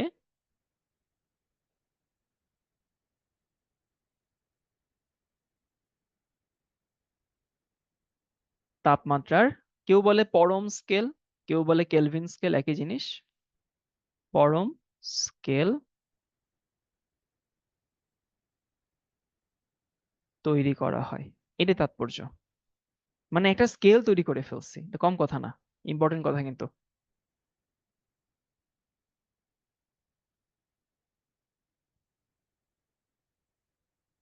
এবং ধরো হচ্ছে যদি আমি ডিগ্রি সেলসিয়াসে তাপমাত্রা বসাই হইতেছে টি ডিগ্রি সেলসিয়াস, আর ক্যাপিটাল টি নর্মালি কেলভিনে নেওয়া হয়। তোমরা জানো কিনা যে ক্যাপিটাল টি সমান হইতেছে স্মল টি প্লাস 273। এটা আমরা সবসময় করি আর কি ম্যাথের মধ্যে, যে আমরা হচ্ছে ডিগ্রি সেলসিয়াসের যে মানকে, ডিগ্রি সেলসিয়াসের মানকে 273 দিয়ে যোগ করে কি বানাই? কেলভিন বানাই। তাহলে সংক্ষেপে একটু রিভিউ করে দেই। সেটা হইতেছে, আমরা শিখলাম চার্লসের সূত্র কি জিনিস, যে কোনো একটা গ্যাসের তাপমাত্রা আমি বাড়ালে আয়তন বাড়বে, কমালে আয়তন কমবে। তো কি হারে বাড়ে বা কি হারে কমে? 0 ডিগ্রিতে তার যে আয়তন ছিল সেই আয়তনের 273 ভাগের 1 ভাগ বা 1/273, এই হারে বাড়ে অথবা এই হারে কমে। তারপরে আমরা দেখলাম যে এখানে গ্যাসের তাপমাত্রা যদি -273 নেই তাহলে আমি সেখানে একটা আয়তন পাই 0। এই তাপমাত্রাকে বলা হয় পরম শূন্য তাপমাত্রা। এবং এই তাপমাত্রাকে শূন্য ধরে তাপমাত্রায় পরম স্কেল ডিজাইন করা হয়। এটাই চার্লসের সূত্রের তাৎপর্য। এবং দেখলাম ডিগ্রি সেলসিয়াসের মানকে 273 দিয়ে যোগ করলে কি পাওয়া যায়? কেলভিনের মানটা পাওয়া যায়। পরম স্কেল তো বলেই ফেলছি। এবার দেখি চার্লসের সূত্রের হচ্ছে একটু এক্সটেনশন। আমরা শিখছি ভি সমান হইতেছে V naught, plus V naught T by হচ্ছে 273। তাহলে ভি সমান হইতেছে, যদি ভি নট কমন নেই তাহলে কি থাকে, 1 প্লাস টি বাই 273।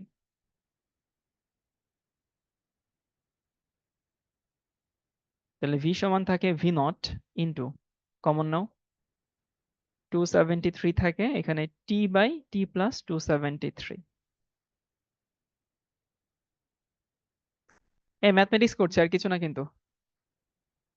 এই যে টি প্লাস 273 মানে কেলভিনের টি না, এই যে। তাহলে আমি যদি এখানে হিসাব নিকাশ করি, কি দাঁড়ায়, দাঁড়ায় হচ্ছে এইটা, ভি সমান হইতেছে ভি নট বাই 273 ইন্টু কেলভিনের টি। এই যে উপরের অংশটুকু থাকে কেলভিনের টি। তাহলে এখান থেকে বলা যায় ভি সমানুপাতিক হচ্ছে টি। এইটাকে আমরা অনেক সময় চার্লসের সূত্র বলে চালাই দেই, কিন্তু এটা না ডিরেক্টলি চার্লসের সূত্র না, এটা চার্লসের সূত্রে আমরা কাহিনী করে বের করছি। ওকে, সো আমরা কি বলতে পারি, আমরা বলতে পারি হচ্ছে এইটা স্থির চাপে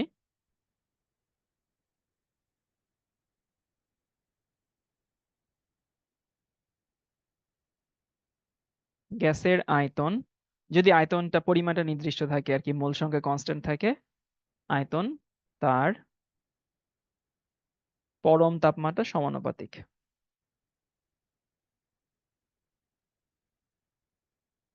পরম তাপমাত্রার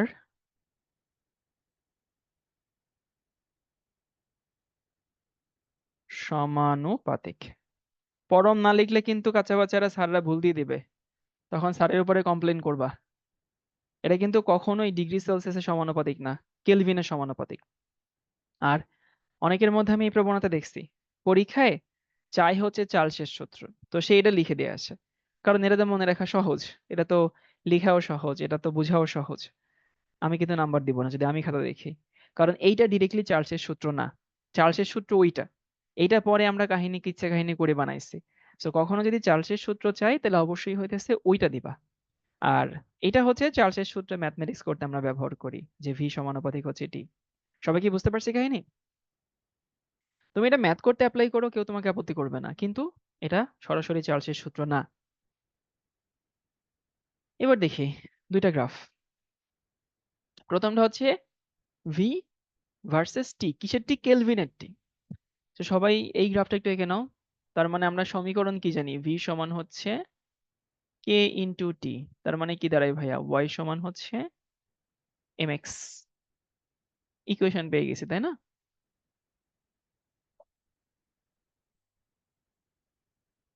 মূল বিন্দুগামী সরলরেখা, সো এটাকেও প্র্যাকটিক্যালিটিকে সম্মান দেওয়ার জন্য মূল বিন্দুগামী দিচ্ছি না আর কি। তিনটা ভিন্ন চাপে আমি তিনটা ভিন্ন গ্রাফ পাইলাম।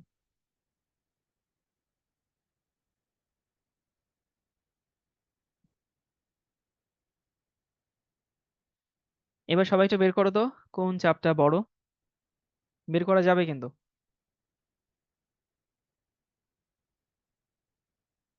সবার মাথায় একটা প্রবণতা আছে, সবাই মনে করে যেটা উপরে সেটাই মনে হয় বড়। খবরদার, সবসময় এটা হবে না কিন্তু।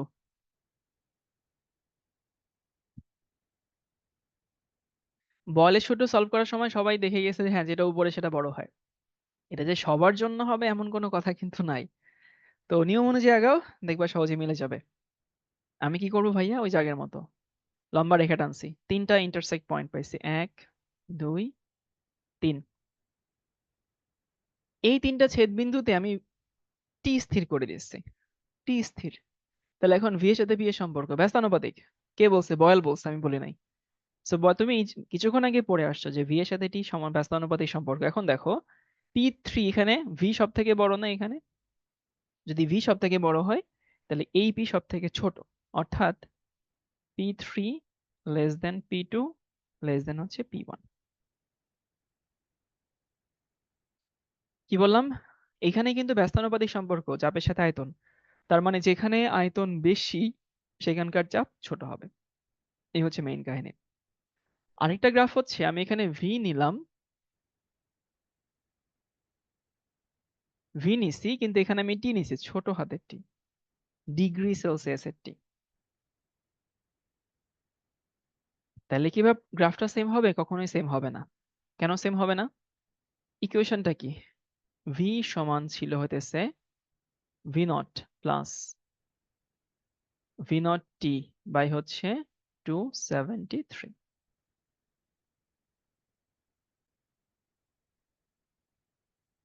তাহলে দেখো তো কি দাঁড়ায়? দাঁড়ায় হইতেছে এইটা, ভি সমান হইতেছে ভি নট বাই হচ্ছে 273 ইন্টু টি প্লাস হচ্ছে ভি নট। তাহলে ভি নট বাই 273 কে আমি এম ধরতে পারি, তাহলে ওয়াই সমান এম এক্স প্লাস সি দাঁড়ায় না? সো ওয়াই সমান এম এক্স প্লাস সি যদি দাঁড়ায়, তাহলে এই গ্রাফটা হচ্ছে এরকম হয় আর কি। এই মানটা হচ্ছে আমাদের ভি নট। এখানে যে তাপমানটা সেটা হচ্ছে -273 ডিগ্রি সেলসিয়াস। আর এই রেখার ঢাল কত? ঢালটা একটু মনে রাখো, উপরে হচ্ছে ভি নট 273।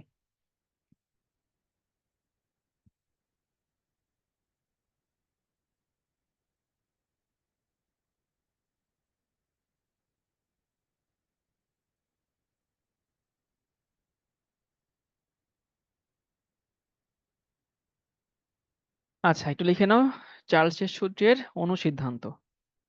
এটা কি আছে পড়ারই দরকার নেই, আমার কথা আগে বুঝো। চার্লসের সূত্রের শেষে আমরা কি পড়ছিলাম? ভি সমানুপাতিক টি, তাই না? আচ্ছা, তোমরা কি বুঝো যে ঘনত্ব এবং আয়তন ব্যস্তানুপাতিক? এটা কি বুঝো? ঘনত্ব এবং আয়তন ব্যস্তানুপাতিক। আয়তন বেশি হলে ঘনত্ব কমে যায়, আয়তন কম হলে ঘনত্ব বেড়ে যায়। তাহলে যদি হইতেছে ভি সমানুপাতিক টি হয়, তাহলে বুঝো কিনা ডি সমানুপাতিক টি না ডি সমানুপাতিক 1/t? ডি সমানুপাতিক 1/t না? সো এই যে এটাকে বলা হয় হইতেছে চার্চের সূত্রের অনুসিদ্ধান্ত। মানে এটা এমন, ধরো যদি তুমি সমানুপাতিক সম্পর্ক স্থাপন করতে চাও, একটা ফর্মুলা কি? ভি 1 বাই হইতেছে ভি 2। সমানুপাতিক মানে এখানে টি 1 বাই টি 2 হবে, কারণ যেহেতু সমানুপাতিক। সমানুপাতিক হলে 1 1 উপরে যায়, 2 2 উপরে যায়। আর ডি নিয়ে যদি সূত্র অ্যাপ্লাই করো, তাহলে ডি 1 বাই হইতেছে ডি 2 সমান কি হবে? এখানে হবে টি 2 বাই হইতেছে টি 1। ভাই এই হচ্ছে অনুসিদ্ধান্ত, আর কিছু না। তুলে নাও এবার।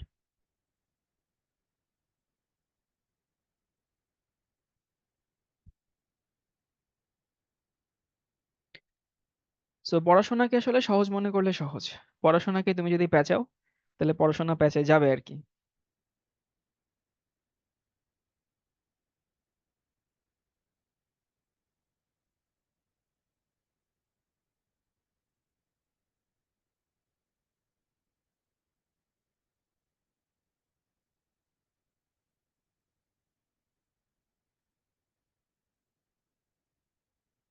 ওকে, এই ম্যাথটা সবাই একটু লিখে নাও।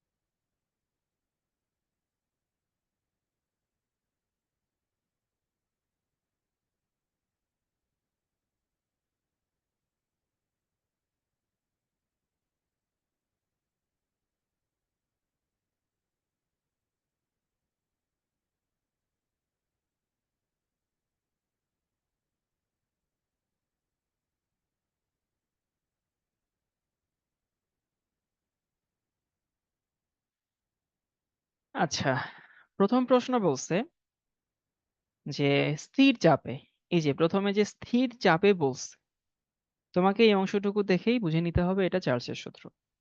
চাপ, চার্লস, এটা অনেকে বলে, অনেকে মনে রাখে, এমনি যে যেমনি মনে রাখে ভাই, এটা নিয়ে যা তার তার মতো। So, আমাকে বলছে স্থির চাপে 27 ডিগ্রি সেলসিয়াস তাপমাত্রায় কোন একটি গ্যাসের ঘনত্ব দেওয়া আছে, এত কত তাপমাত্রায় গ্যাসটির ঘনত্ব 1.82 গ্রাম পার লিটার হবে। মানে প্রথমটা এক্সট্রিমলি ইজি ম্যাথ, এই সেন্সে ইজি যে d1/d2 সমান t2/t1। এই তো তোমার মুখস্থ, কিছুক্ষণ আগে শিখে আসছো তাই না? আচ্ছা, t2/t1, তাহলে d1 কত? 1.94। d2 কত? d2 হইতেছে 1.82। t2 বের করতে বলছে। t1 কত? 27 ডিগ্রি, মানে হচ্ছে 300 কেলভিন। t2 বের হবে কত? t2 বের হবে হচ্ছে,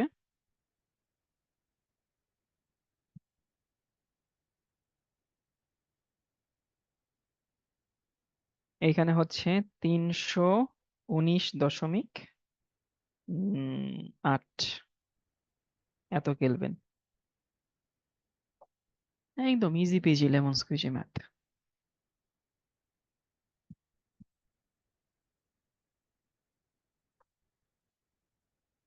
ওকে, 2 নম্বর ম্যাথ। 2 নম্বর ম্যাথে কি বলছে দেখো। স্থির চাপ, এই যে স্থির চাপে মানে চার্লসের সূত্র, কোনো কথা নাই। নাইট্রোজেন গ্যাসের ভর এই তাপমাত্রায় এত এমএল আয়তন দখল করে, তাপমাত্রা কত হলে ওই গ্যাসের আয়তন 500 হবে। তাহলে এখানে আবার কি ফর্মুলা, এখানে আয়তন নিয়ে কথা বলছে। v1/v2 সমান t1 হইতেছে t2। কারণ দেখো, আয়তনের সাথে সমানুপাতিক সম্পর্ক ছিল। সো ওয়ান উপরে গেছে, ওই পাশে ওয়ানও উপরে যাবে। তাহলে v1 হচ্ছে 906, v2 দেওয়া আছে হচ্ছে 500, t1 দেওয়া আছে হচ্ছে 27, মানে হচ্ছে 300, t2 আমরা বের করব। সো এইখানে t2 সমান থাকে হচ্ছে 165.6 কেলভিন। এটা আসলে এক্সট্রিমলি ইজি ম্যাথ।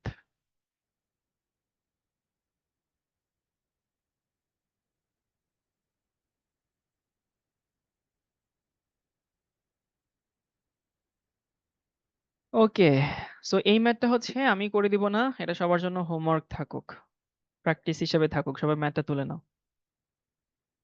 আর যদি মনে হয় এই ম্যাথটা করে দেওয়া লাগবে, তাহলে কেউ একজন বলো, আমি করে দিব। একজন বললো আমি করে দিব, কিন্তু আমি আসলে যদি বলো যে ভাই আপনি কি চান, করে দিতে চান না করে দিতে চান না, আমি করে দিতে চাই না এই ম্যাথটা।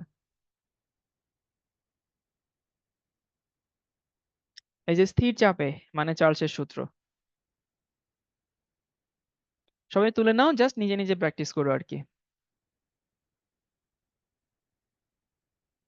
তোলা হলে একটু বইলো। এই ম্যাথ আসলে করে দিলে, মানে এটা আসলে কখন করে দেওয়া যায় জানো? মানে অনেক সময় দেখা যায় যে একেবারে হচ্ছে ফার্স্ট ইয়ারে এসেই যদি হচ্ছে অনেকে পরিবেশ রসায়ন পড়ে, বুঝছো? তো যে ফার্স্ট ইয়ারে এসে যদি কেউ পরিবেশ রসায়ন পড়ে, তখন তাদের জন্য এই টাইপের ম্যাথ গুলো ক্লাসে করানো দরকার। কারণ ওরা তো আসলে জীবনে প্রথমবার কলেজে উঠছে, জীবনে প্রথমবার এগুলো দেখছে। তো এই জন্য ওদের ক্ষেত্রে আসলে এই ম্যাথ গুলো করে দেই বা দিতাম। তো এটাও তোমাদের জন্য করে দেবো না, এটা হোমওয়ার্ক থাকবে, সেম জিনিস।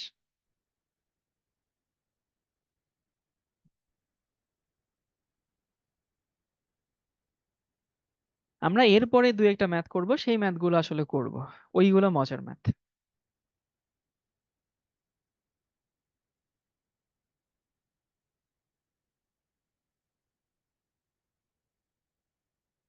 তোলা হইলে বইলো।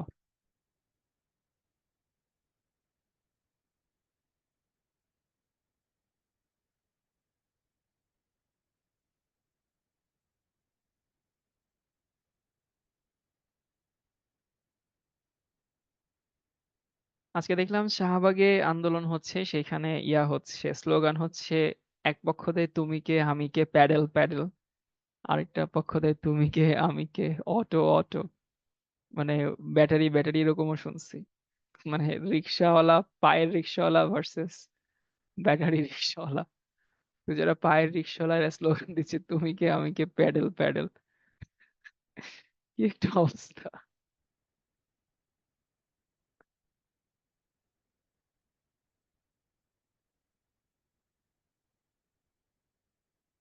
ভাই আপনি কোন পক্ষে? আমি হচ্ছে ব্যাটারি রিক্সাওয়ালার পক্ষে। কারণ আমার কাছে মনে হয় এই যুগে এসেও পায়ে রিক্সাওয়ালার মানে জিনিসটা অমানবিক হয়, মানে মায়া লাগে অনেক সময়। আর ব্যাটারি রিক্সা একটু তাড়াতাড়ি চলে, ভালোই লাগে আর কি।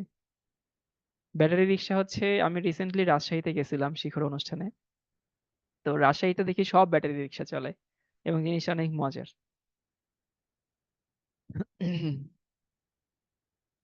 হ্যাঁ, অটোতে বেশ কম সময় লাগে আর কি।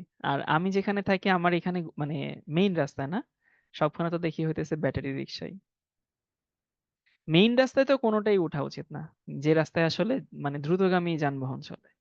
কিন্তু ধরো হচ্ছে মেইন রাস্তা না, নর্মালি এলাকায় তো হচ্ছে অটোই ভালো।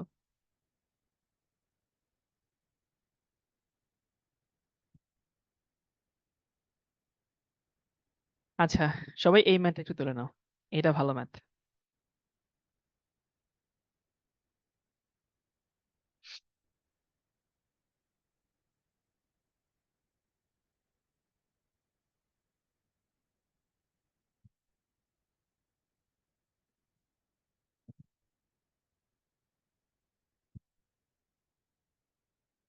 মানে অঙ্কটা হচ্ছে এই যে প্রশ্নের মধ্যেই সব কথা বলা আছে। তোমাকে ওয়াই এক্সিস বরাবর ভি নিছে এমন একটা গ্রাফ, আর এক্স এক্সিস বরাবর টি নিছে, ছোট হাতে টি, ডিগ্রি সেলসিয়াস। এবং দুইটা বিন্দু দেওয়া আছে দেখো, এটা এ বিন্দু আর এটা এ প্রাইম বিন্দু দেওয়া আছে। দুইটা বিন্দু দেওয়া আছে। আচ্ছা, এই কোণের মানটা 60 আসলে এটা বাস্তবসম্মত না, তোমরা এটা একটু চেঞ্জ করো। 60 চেঞ্জ করে 30 নাও। 30টা হচ্ছে একটু, এটা তো 60 ডিগ্রি না, আসলে দেখেই বুঝতে পারছো তাই না?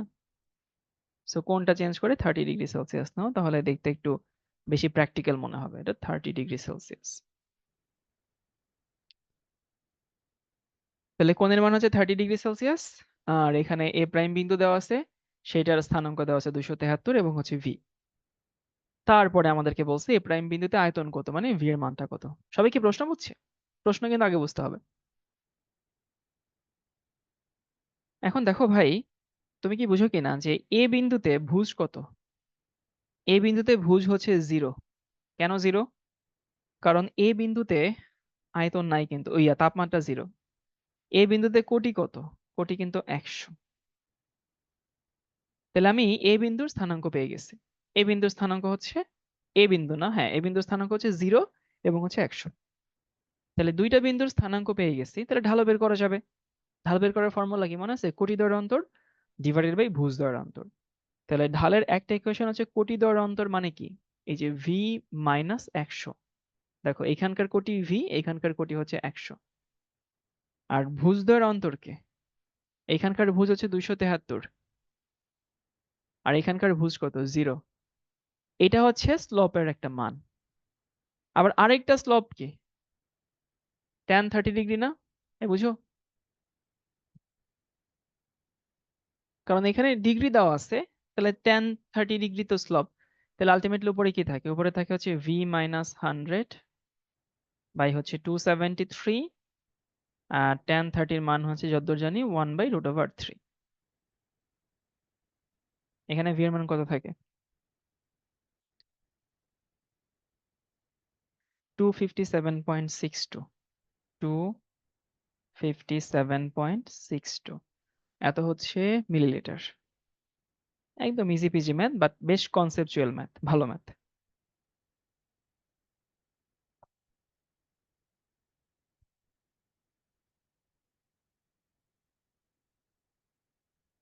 আচ্ছা, সিএম জিজ্ঞেস করছে ভাই আপনি তো ফিট কেন, জিম করেন? খুব একটা জিম টিম করি না, খাবার দাবার মেনটেন করো আর কি। আর টুকটাক এক্সারসাইজ করলেই হয়। তাহলে কোটি দরের অন্তর 273 কি ডিগ্রি? কি এখানে 273?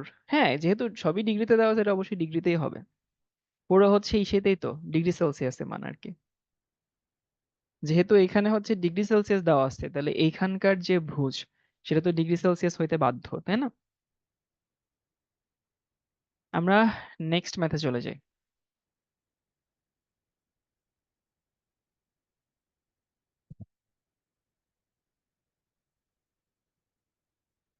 আর দুইটা অঙ্ক করব আমরা, মাঝখানে তো আর মানা যায় না, একটা কনসেপ্ট যেহেতু শুরু করছি।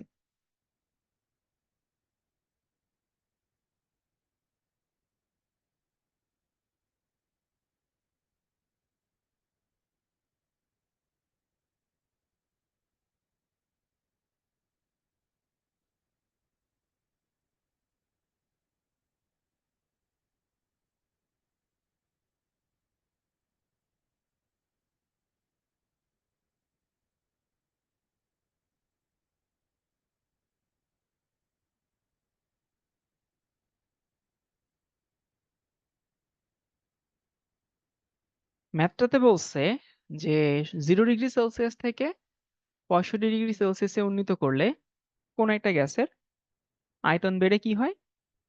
আয়তন বেড়ে হইতেছে 1 থেকে হইতেছে 1.238 লিটার হয়। এই তথ্যের আলোকে মানে এখানে যে তথ্য দেওয়া আছে এই তথ্যের আলোকে পরম শূন্য তাপমাত্রা নির্ণয় করো। তাহলে দেখো আমি আয়তন মানে তাপমাত্রা 0 থেকে 65 তে উন্নীত করছি। সেখানে আয়তন 1 লিটার থেকে 1.28 লিটার হয়েছে। এইটার আলোকে আমাকে পরম শূন্য তাপমাত্রা বের করতে বলছে। এখন কাহিনী হইতেছে এই ম্যাথটা তুমি গ্রাফ দিয়ে করলে খুব ইজিলি সলভ করতে পারবা। সো গ্রাফটা হচ্ছে দেখো এই হচ্ছে ওয়াই এক্সিস, এই হচ্ছে এক্স এক্সিস, এবং এই বরাবর আমি টি নিছি, এই বরাবর আমি ভি নিছি। সো এটা হচ্ছে আমার 0°C। তাহলে দুইটা বিন্দু, একটা হচ্ছে এইখানে একটা হচ্ছে এইখানে, তাই না? তো ধরলাম এটা হচ্ছে আমার এ বিন্দু, এটা হচ্ছে আমার বি বিন্দু। এ বিন্দুর স্থানাঙ্ক কত দেওয়া আছে? এ বিন্দুতে 0° যখন ছিল তখন আয়তন ছিল 1। দেখো তাহলে 0 1 হচ্ছে আমার এ বিন্দুর স্থানাঙ্ক, 0 তখন আয়তন হচ্ছে 1।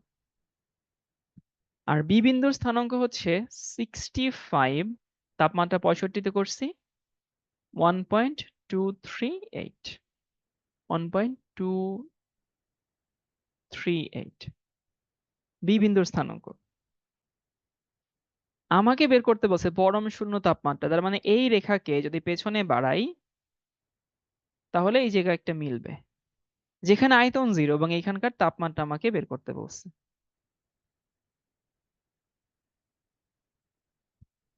অনেকে মনে করতে পারে যে ভাইয়া পরম শূন্য তাপমাত্রা তোমার মুখস্থ -273। হ্যাঁ, সেই মানটা আসতেও পারে নাও আসতে পারে। আমাকে তো যে ইনফরমেশন দেওয়া আছে সেই ইনফরমেশন আলোকে বের করতে হবে।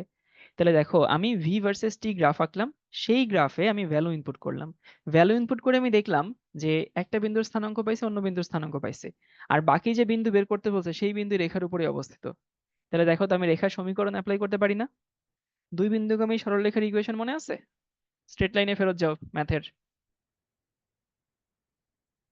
দেখো এটা ছিল x minus x1, x1 minus x2 সমান y মাইনাস y1, এখানে y1 মাইনাস y2, তাই না? সো এটা ছিল হচ্ছে আমাদের দুই বিন্দুগামী সরলরেখার সমীকরণ। এখন তুমি যদি এখানে x1 এবং y1 এর ভ্যালুগুলো বসাও তাহলে x মাইনাস এ কত হবে? x1 কত? x1 0 না? বুঝি সবাই? আবার x2 কত? সো x1 0, x2 হচ্ছে 65, বসাইলাম সেটা। তাহলে x মাইনাস 0, 0 মাইনাস 65 সমান এখানে কি হইলো? y minus y1। তাহলে y মাইনাস হচ্ছে y1 মানে কত? 1। আর এখানে 1 মাইনাস 1.238। দেখো এইটুকু বসাও আগে।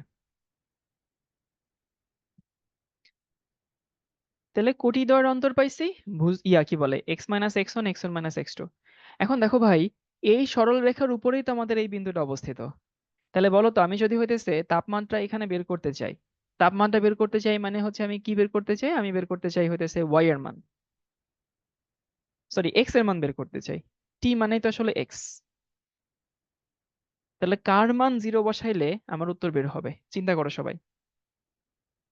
আমি যদি y এর মানটা 0 বসাই, কারণ দেখো আমি বলতেছি পরম শূন্য তাপমাত্রা, সো পরম শূন্য তাপমাত্রা হতে গেলে আমাকে অবশ্যই আয়তনটা 0 হইতে হবে। তাহলে আমি এখানে y এর মান 0 বসাবো। সো x বাই -65 সমান 0 মাইনাস 1 বাই এখানে থাকে -0.238। তুমি এখানে x এর মানটা পাবো -273.11 এত ডিগ্রি সেলসিয়াস। এখানে কোইন্সিডেন্টলি উত্তরটা মিলে গেছে আমাদের মুখস্থ মানের সাথে।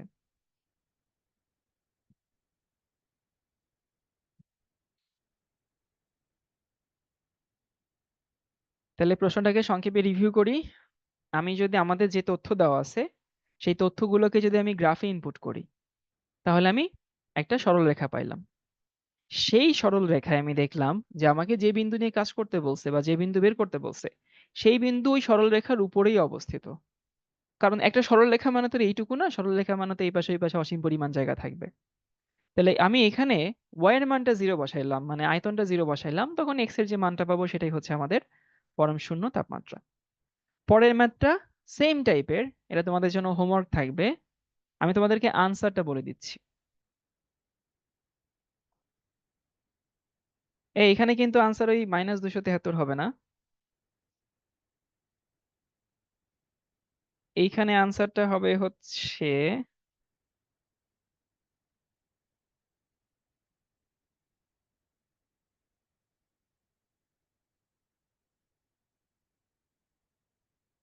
-311., এর আশেপাশে কিছু একটা হবে, বুঝছো? টি এর মানটা অ্যাপ্রক্সিমেট মান বলে দিই,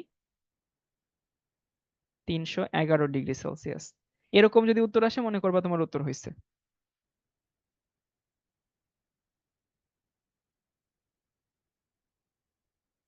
-311 বা 312 এই টাইপের আনসার আসবে, মানে আমার যতদূর মনে পড়ে।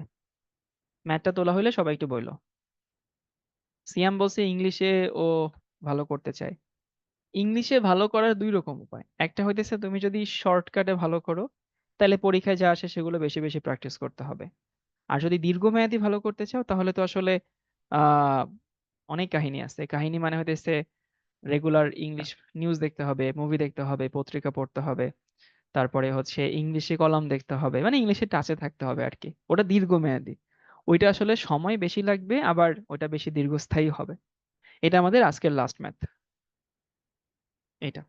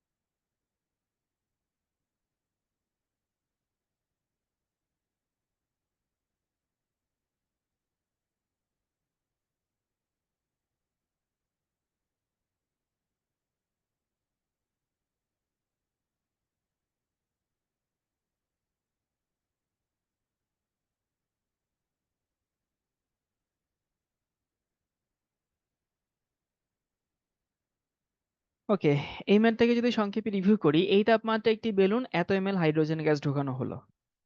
সেই বেলুনটাকে, মানে এই ধারণ ক্ষমতা বা এখানে যে আয়তন আছে সেটা ধারণ ক্ষমতার 6/5 ভাগ।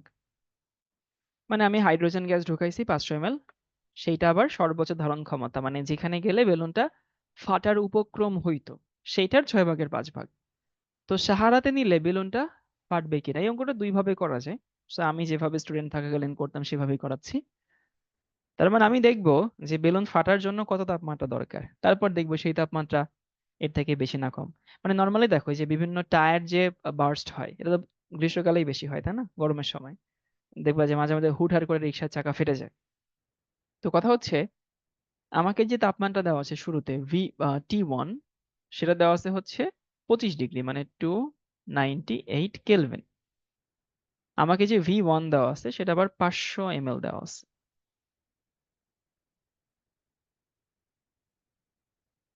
এবার আমরা বের করবো হচ্ছে Vmax, মানে যে আয়তন উঠলে বেলুনটা ঠিক ফাটবে ফাটবে ভাব আর কি, এরকম। তাহলে আমাদের ইনফরমেশন কি দেওয়া আছে? Vmax এর 5/6 সমান হচ্ছে এই 500। দেখো বলছে কি, এই আয়তন বেলুনের ধারণ ক্ষমতা, ধারণ ক্ষমতাই Vmax, তো ধারণ ক্ষমতা এর 6/5 ভাগ। তাহলে এখানে Vmax কি থাকে? Vmax থাকে হচ্ছে 600 মিলিলিটার। আর আমরা Tmax টা বের করতে চাই। Tmax বের করে তারপর ওই সাহারা তাপমাত্রার সাথে কম্পেয়ার করব। তাহলে ভাই আমাদের ইকুয়েশন কি? ইকুয়েশন হতেছে এইটা, V1/Vmax সমানুপাতিক যেহেতু ছিল, সো এখানে T1 বাই হইতেছে Tmax। তাহলে V1 বাই Vmax এখান থেকে তুমি যদি সব বের করো, Tmax এর মান থাকে হচ্ছে, হ্যাঁ 500 mAh ইউজ না করলেও হয়। এখানে থাকে হচ্ছে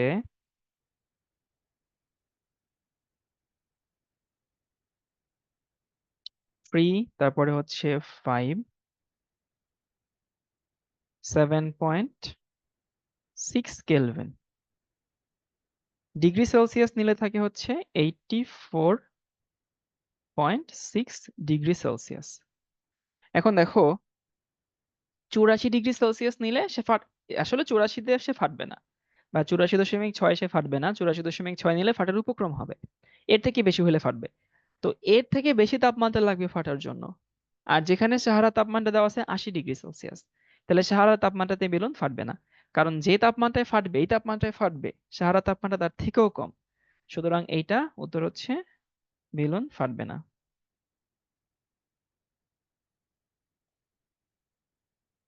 কাঁচা বাচ্চারা সবাই কি বুঝতে পারছি?